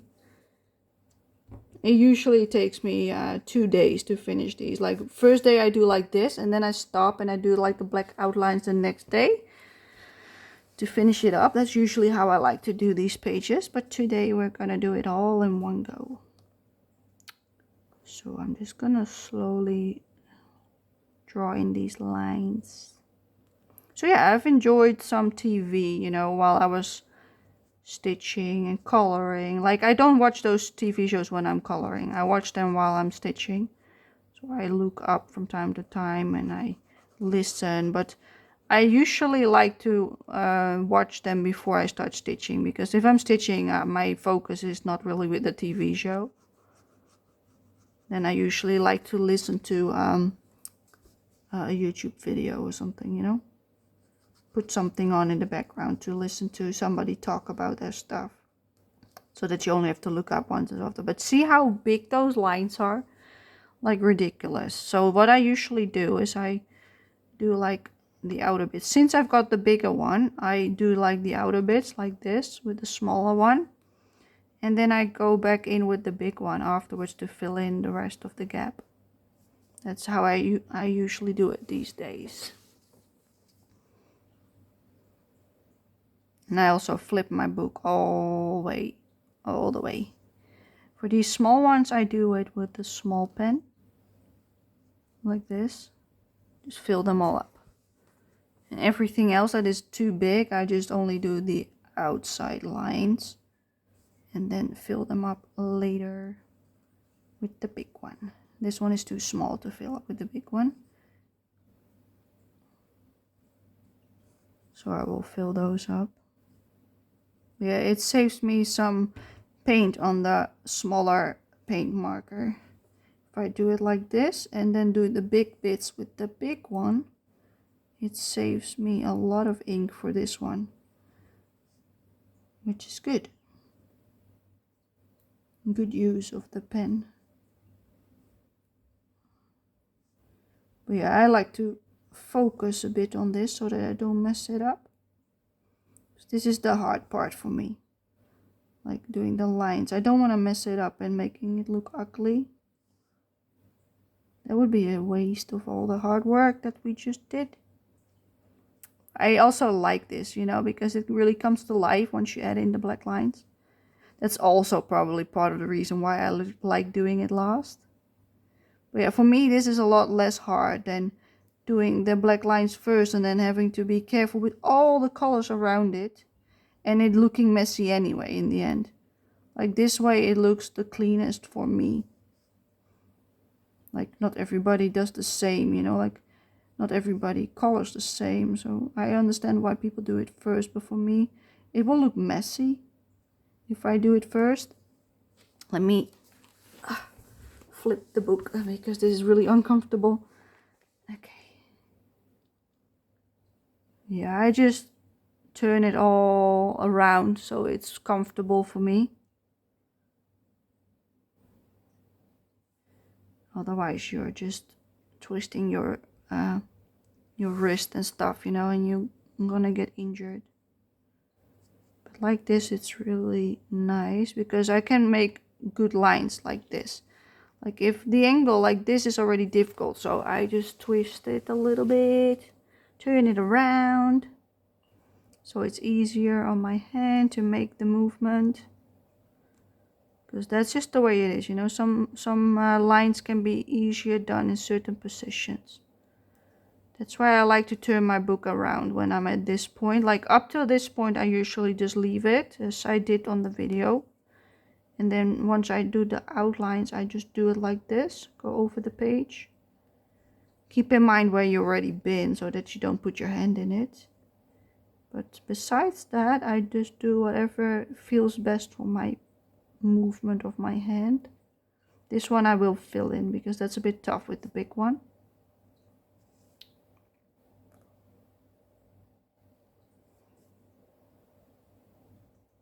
But as you can see, these lines are pretty straight if I do it like this, because it's at the right angle.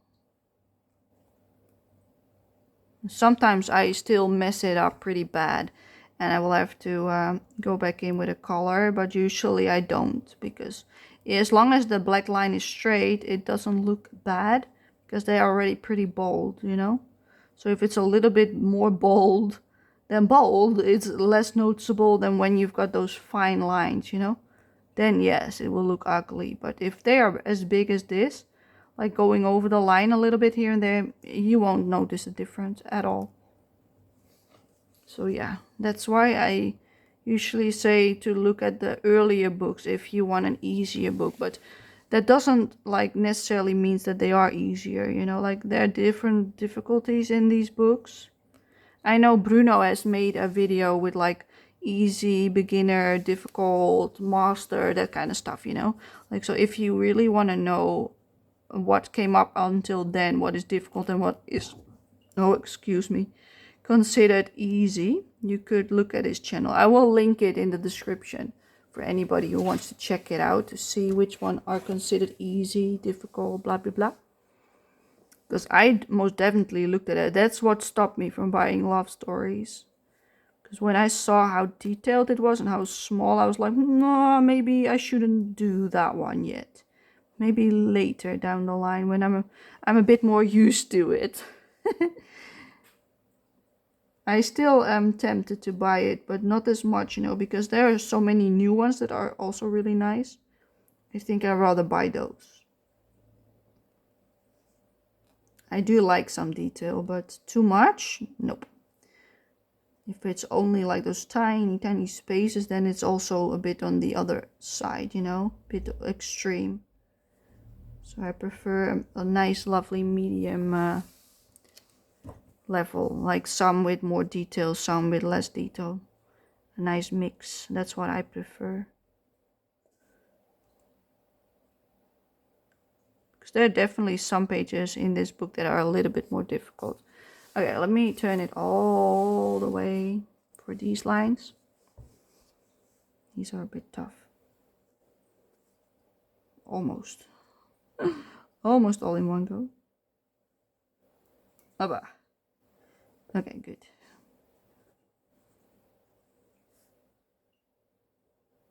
Free-handed. Free Willy.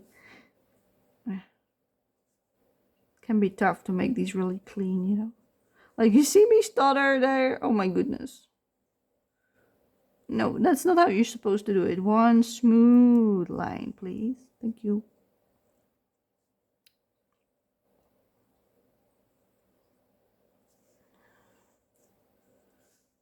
I'm actually surprised that my hand is this stable today, that it's going so well.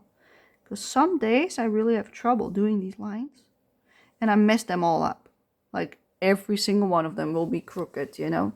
Today is actually going really smooth. So I'm happy about that. If that wasn't the case, I would have just done this tomorrow and I would have just stuck on the new video, you know. I would have just, and like, put the clip on the end. Like, there we have it, people, it's done. Instead of just continuing, but I can do this, you know. I feel pretty okay. Let me see how this is going. This is one. I think it's like this.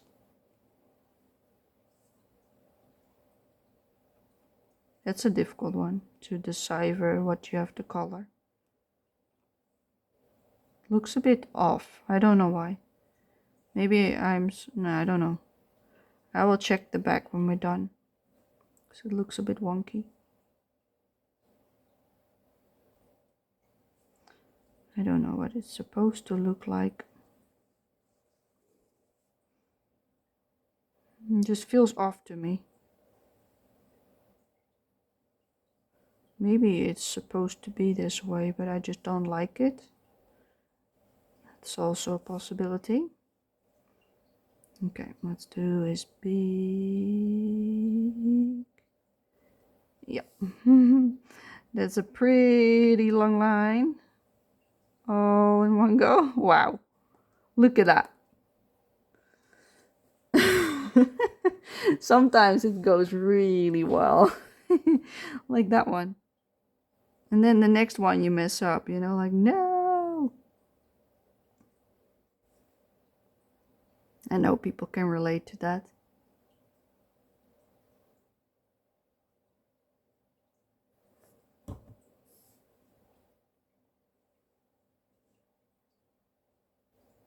This is cool.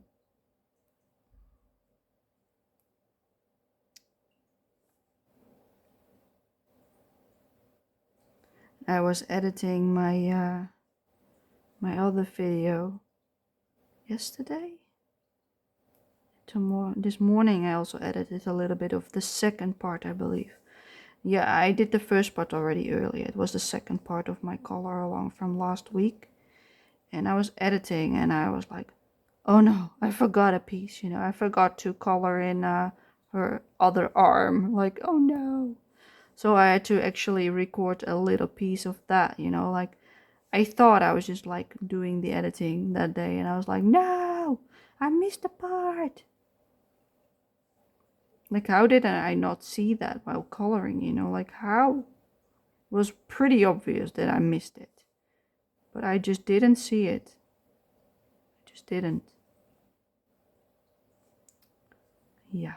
Only until I looked at the picture on my editing software, I was like, huh? Why didn't I do the other arm, like that, like, and that's how I found out, because I was editing and looking at the screen.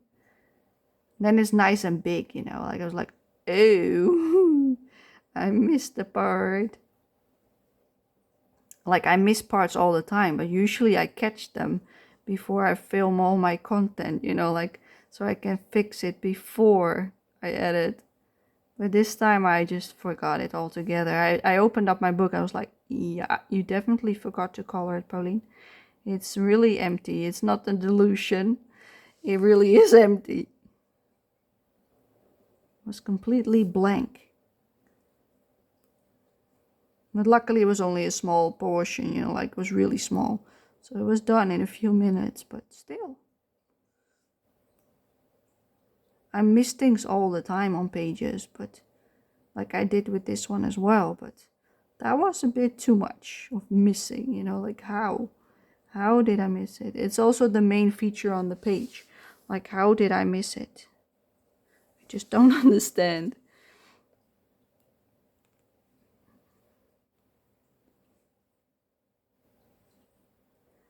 Yeah, that's just the way it goes. You just miss things, even though it's right under your nose. I never used to have that, that's really a thing from like the last few years. That I'm missing stuff. Don't see it until much later. Okay, let's turn the book again. Like, it's already coming to life, even though we're nowhere near done. But it's looking really nice. I like it. Nice monkey.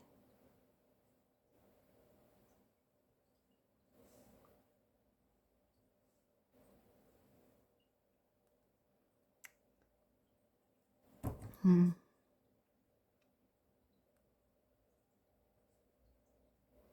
Yep.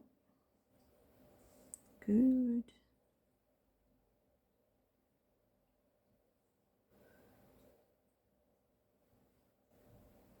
Beautiful. Yeah, I do prefer the thinner outlines to these thick ones. But there are, like, for some reason, so for some people, this might be a lot easier than the thinner lines. It's all about preference. I can do both, but I prefer I prefer black outlines, but not as big as these. These are a bit too big for my liking. An in-between size would have been better for me. But it's okay. I can do this, Nice and easy. Then at least it doesn't take as much energy and focus if it's not as delicate. That's a positive.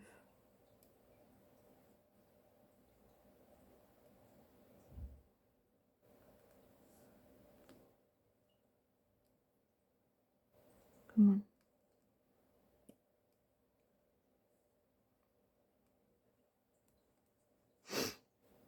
But yeah, you can see that it takes quite a lot of time just outlining everything. But yeah, some people like to do this first, like I just already said like 2 times or 3 times in this video.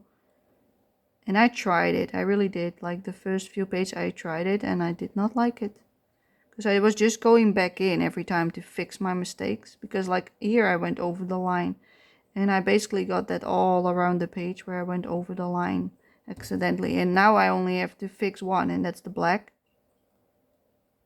So that's easier for me in my head than having to be careful with every color that I put up.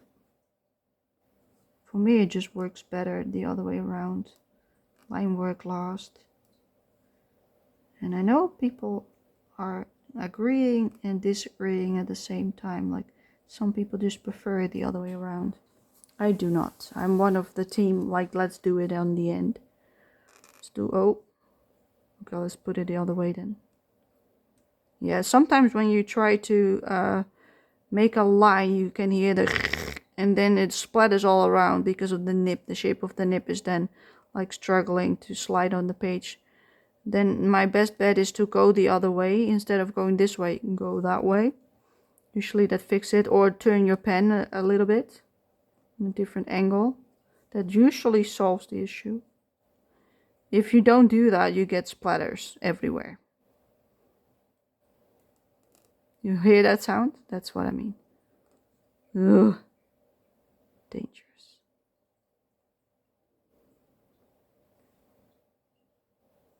I've had it happen once. That it splattered like all over the place. It was a mess. So I could start over again on that part. That was not fun. I had no idea that could happen. Until it happened. Yep. It was a mess. Alrighty, and then this big one. And then we can go in with the big marker. Okay. Another one.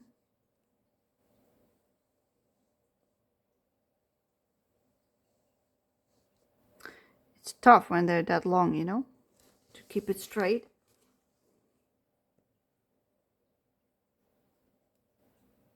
I think that went pretty okay. Pretty smooth.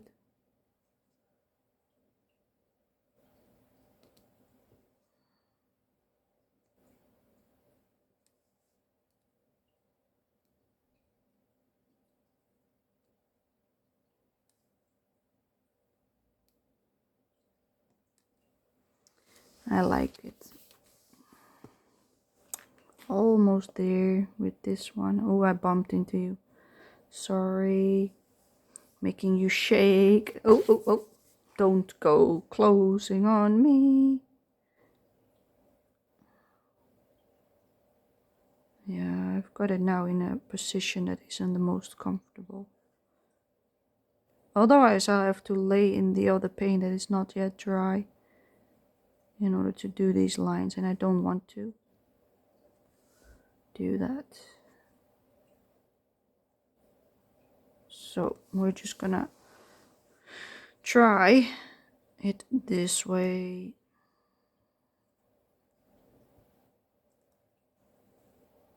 Yep.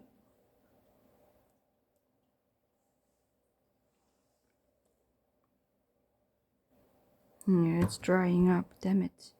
I was hoping I didn't need to pump it again. Because sometimes when you pump it, it becomes really like runny. And there's a lot of paint coming out all at once. And I don't want to have to close it shortly after, because then it becomes a mess. And you have to clean all that the next time.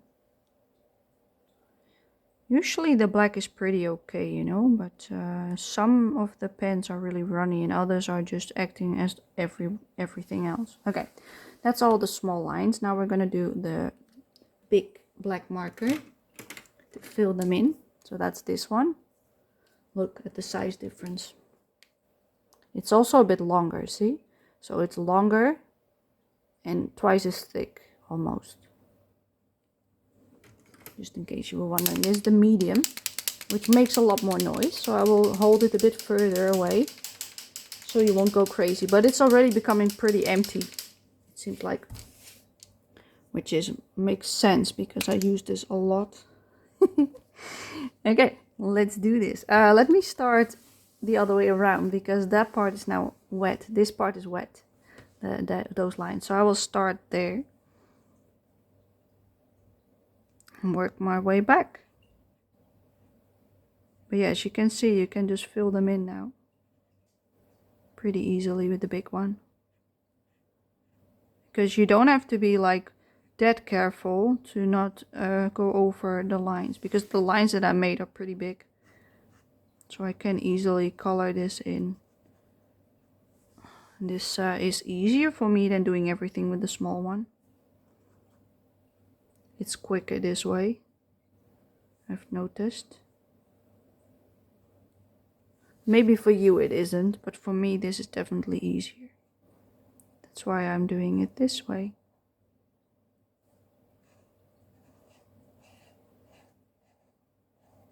So if I've got like a big section of black, that's also how I like to do it. Do the edges with the small one and then fill up with the big one. Yeah, it feels really different than the smaller nibs, the big one.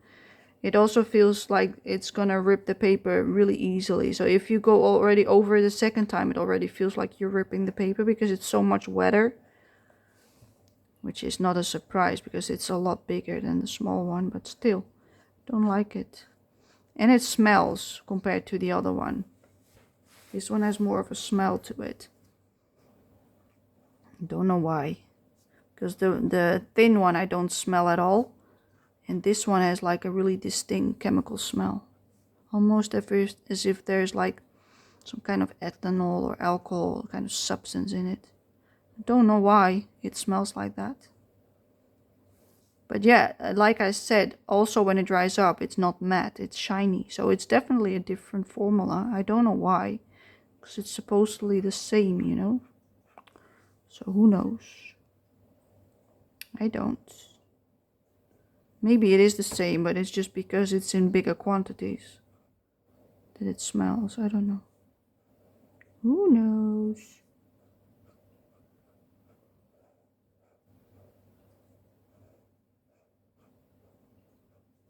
It works. That's what counts, that it does what it's supposed to do.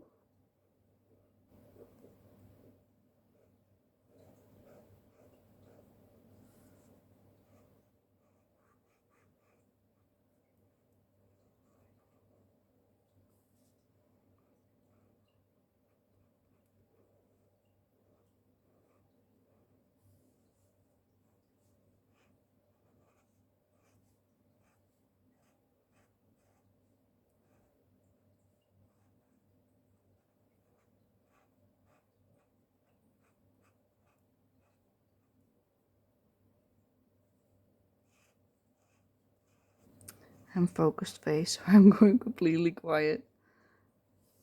Afraid of ruining it. Yeah, it's just totally worth it. Every time I do these black lines, I'm like, wow, wow, because before it looks rubbish. And then you put in the black lines like, yeah, I did this. It feels really good finishing the black lines at the end. That's why if I like starting a page, I like to finish it the same day. But if I'm too tired, I will not make it. I will maybe come like 2/3 of the page in and then I have to stop. And I finish like the other 1/3 and the lines on a different day. But today it's going pretty okay. But yeah, this is like the victory at the end, you know, like, yeah. I like it. Then I'm really happy with myself that I've done a page.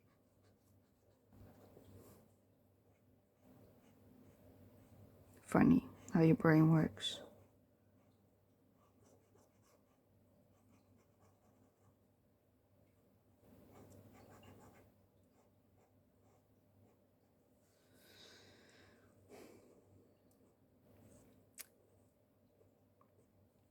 Like this scene out of Jungle Book is definitely my like one of my less favorite scenes. And still I like him. I like King Louis, you know, the character itself. He was just an a-hole. Let's not say it like that. He was just being a bastard to him. He was not nice. But yeah. I like when Baloo pretends to be a monkey. Pretty convincing, you know? I like it. It's a nice idea. I just don't like the scene. I just don't like it at all. Never did. I like the movie overall, but I don't like the dancing scene. And I don't like the vultures either, you know? Those are the things I do not like. I like the ending scene. That's pretty. I've never seen Jungle Book 2, so I have no idea if that's any good. Probably not, because back in the day, you know, every second movie they made of anything was like basically a bummer. It was not good. You just didn't want to watch them because they usually were pretty bad. I don't know if that's the same with Jungle Book 2. Like with Pocahontas, for instance, you know. They made the second part, and then all of a sudden she just switched, like, now I'm happy with that one. Like, not with this John, but with the other one, which was officially her husband, you know. But they made the decision in the first one that she was gonna marry John Smith and not John Rolfe. Like, why are you now gonna change it and let her marry the one that is historically correct? Like, why? Just stick to the plan, you know? That's annoying if they just switch it around like that. Like, nope, don't like it. So yeah, I don't watch the second parts anymore after that. I was like, nope. I also know there's one for Mulan. I never watched it either. Don't want to. I don't want to ruin like a good movie by watching the second part and then it being really bad. Don't like it.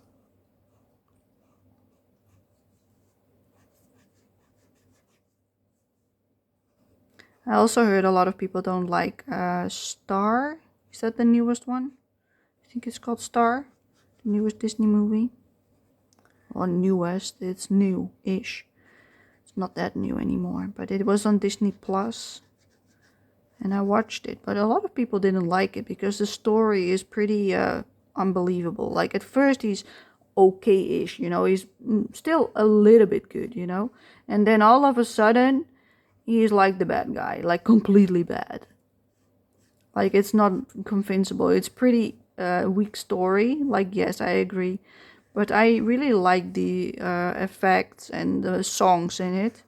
It was like happy enough for me to enjoy it. But yeah, it's definitely not the best movie out there. But I really enjoyed just watching it, even though the story was weak. I still enjoyed myself, and that's what matters, I think, with a movie. Like, yes, it would be great if it could hold up to the other ones, which it definitely didn't. But yeah, that's due to the storyline. That's not because the animatics, like the animation, was not good or something. You know, that was okay, definitely okay. But I like mostly the songs. You know, especially the ones where she finds the star. That part I really liked. When the star was going crazy, I really liked that part. She found the star. Everything else was a bit meh. I agree with that, but I still enjoyed it. I just like the music usually in the movies. Happy. Like the same with Encanto, the one with the house, with the Mirabelle and all her sisters and brothers with the powers. Like I don't really like the movie story, but it was a good story, but I don't like it. I liked some of the characters, but there were also a lot that I didn't like. But it was a good movie, but a lot of people were like going like, wow, and I was like, no, it's not wow. It's okay. That was my reaction. Just like I thought Star was okay. That was also my reaction to Encanto. Definitely not my favorite. But yeah, that's why there are like plenty of Disney movies out there because everybody has their own taste. And that was definitely Apparently not for me. I liked it, but that was it. I did not rewatch. Because usually I like to rewatch most Disney movies, like the classics. But that one will not be one of them. Because I don't like it as much. If I want to watch it again, it was a good movie, in my opinion. If I just want to watch it once and that was it, then it's okay. Good enough to enjoy myself for the evening, I call that.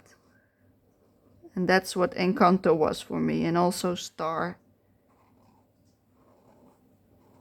Which is a shame, because they make a lot of like Pixar-like movies, in my opinion. Like the one that have the same style as Pixar. Like Wreck-It Ralph, in my opinion, looks the same as Pixar, you know, like Incredibles and stuff like that. Like it's roughly the same style. It's not like the old-fashioned Disney style, like Snow White, The Little Mermaid. That's like what I call Disney. No, it's more like Pixar style, and I don't like it. Like the newer movies, like Lucas and the Red Panda one, like those ones were all like more like between Pixar and the Japanese, Chinese culture stuff, like somewhere in between those things. You know, they were not like the old-fashioned style. Like Star was in the old-fashioned style, but it was no good. Unfortunately, it was not as great as they hoped it probably would be. But I like it more in that style usually, you know, the old-fashioned style. The princess is drawn in that way without all the Pixar style bunched into it. Like I know they bought Pixar, you know. They bought it, but still, I don't like that everything has more that look these days. I wish they would do more in that old style as well. Okay, I think we've done all of it, and it's exactly 2.5 hours in. That's wonderful. Okay, let me zoom you out. Da, da, da, da. Yeah, I think I chose nice colors. Maybe it could have been a bit darker than he is, but I don't mind. I really don't mind this color. But yeah, as you can see, there's a few black speckles over here with his nose, see? Those speckles, that's from the spattering if you hear the scraping. But yeah, like you can see, it's a bit bubbly, and that's why I've got these clips on there, so that it stays straight, so it doesn't curl up. Like this is already curling up, you see? So yeah, like this was the previous one that I did. I mean, yeah, not the great page. This one is much nicer. I like him. I like how he came out, so I'm happy with my decision for the colors. And I hope you enjoyed watching me do this. It was a pretty long sit for everyone, I think. So yeah, let me know your thoughts about what I spoke about for today. I would love to hear what you do in your books and how you feel about the Tule art marker, or what you would suggest for me to use instead. So yeah, thank you for watching, and I hope I will see you for my next color along.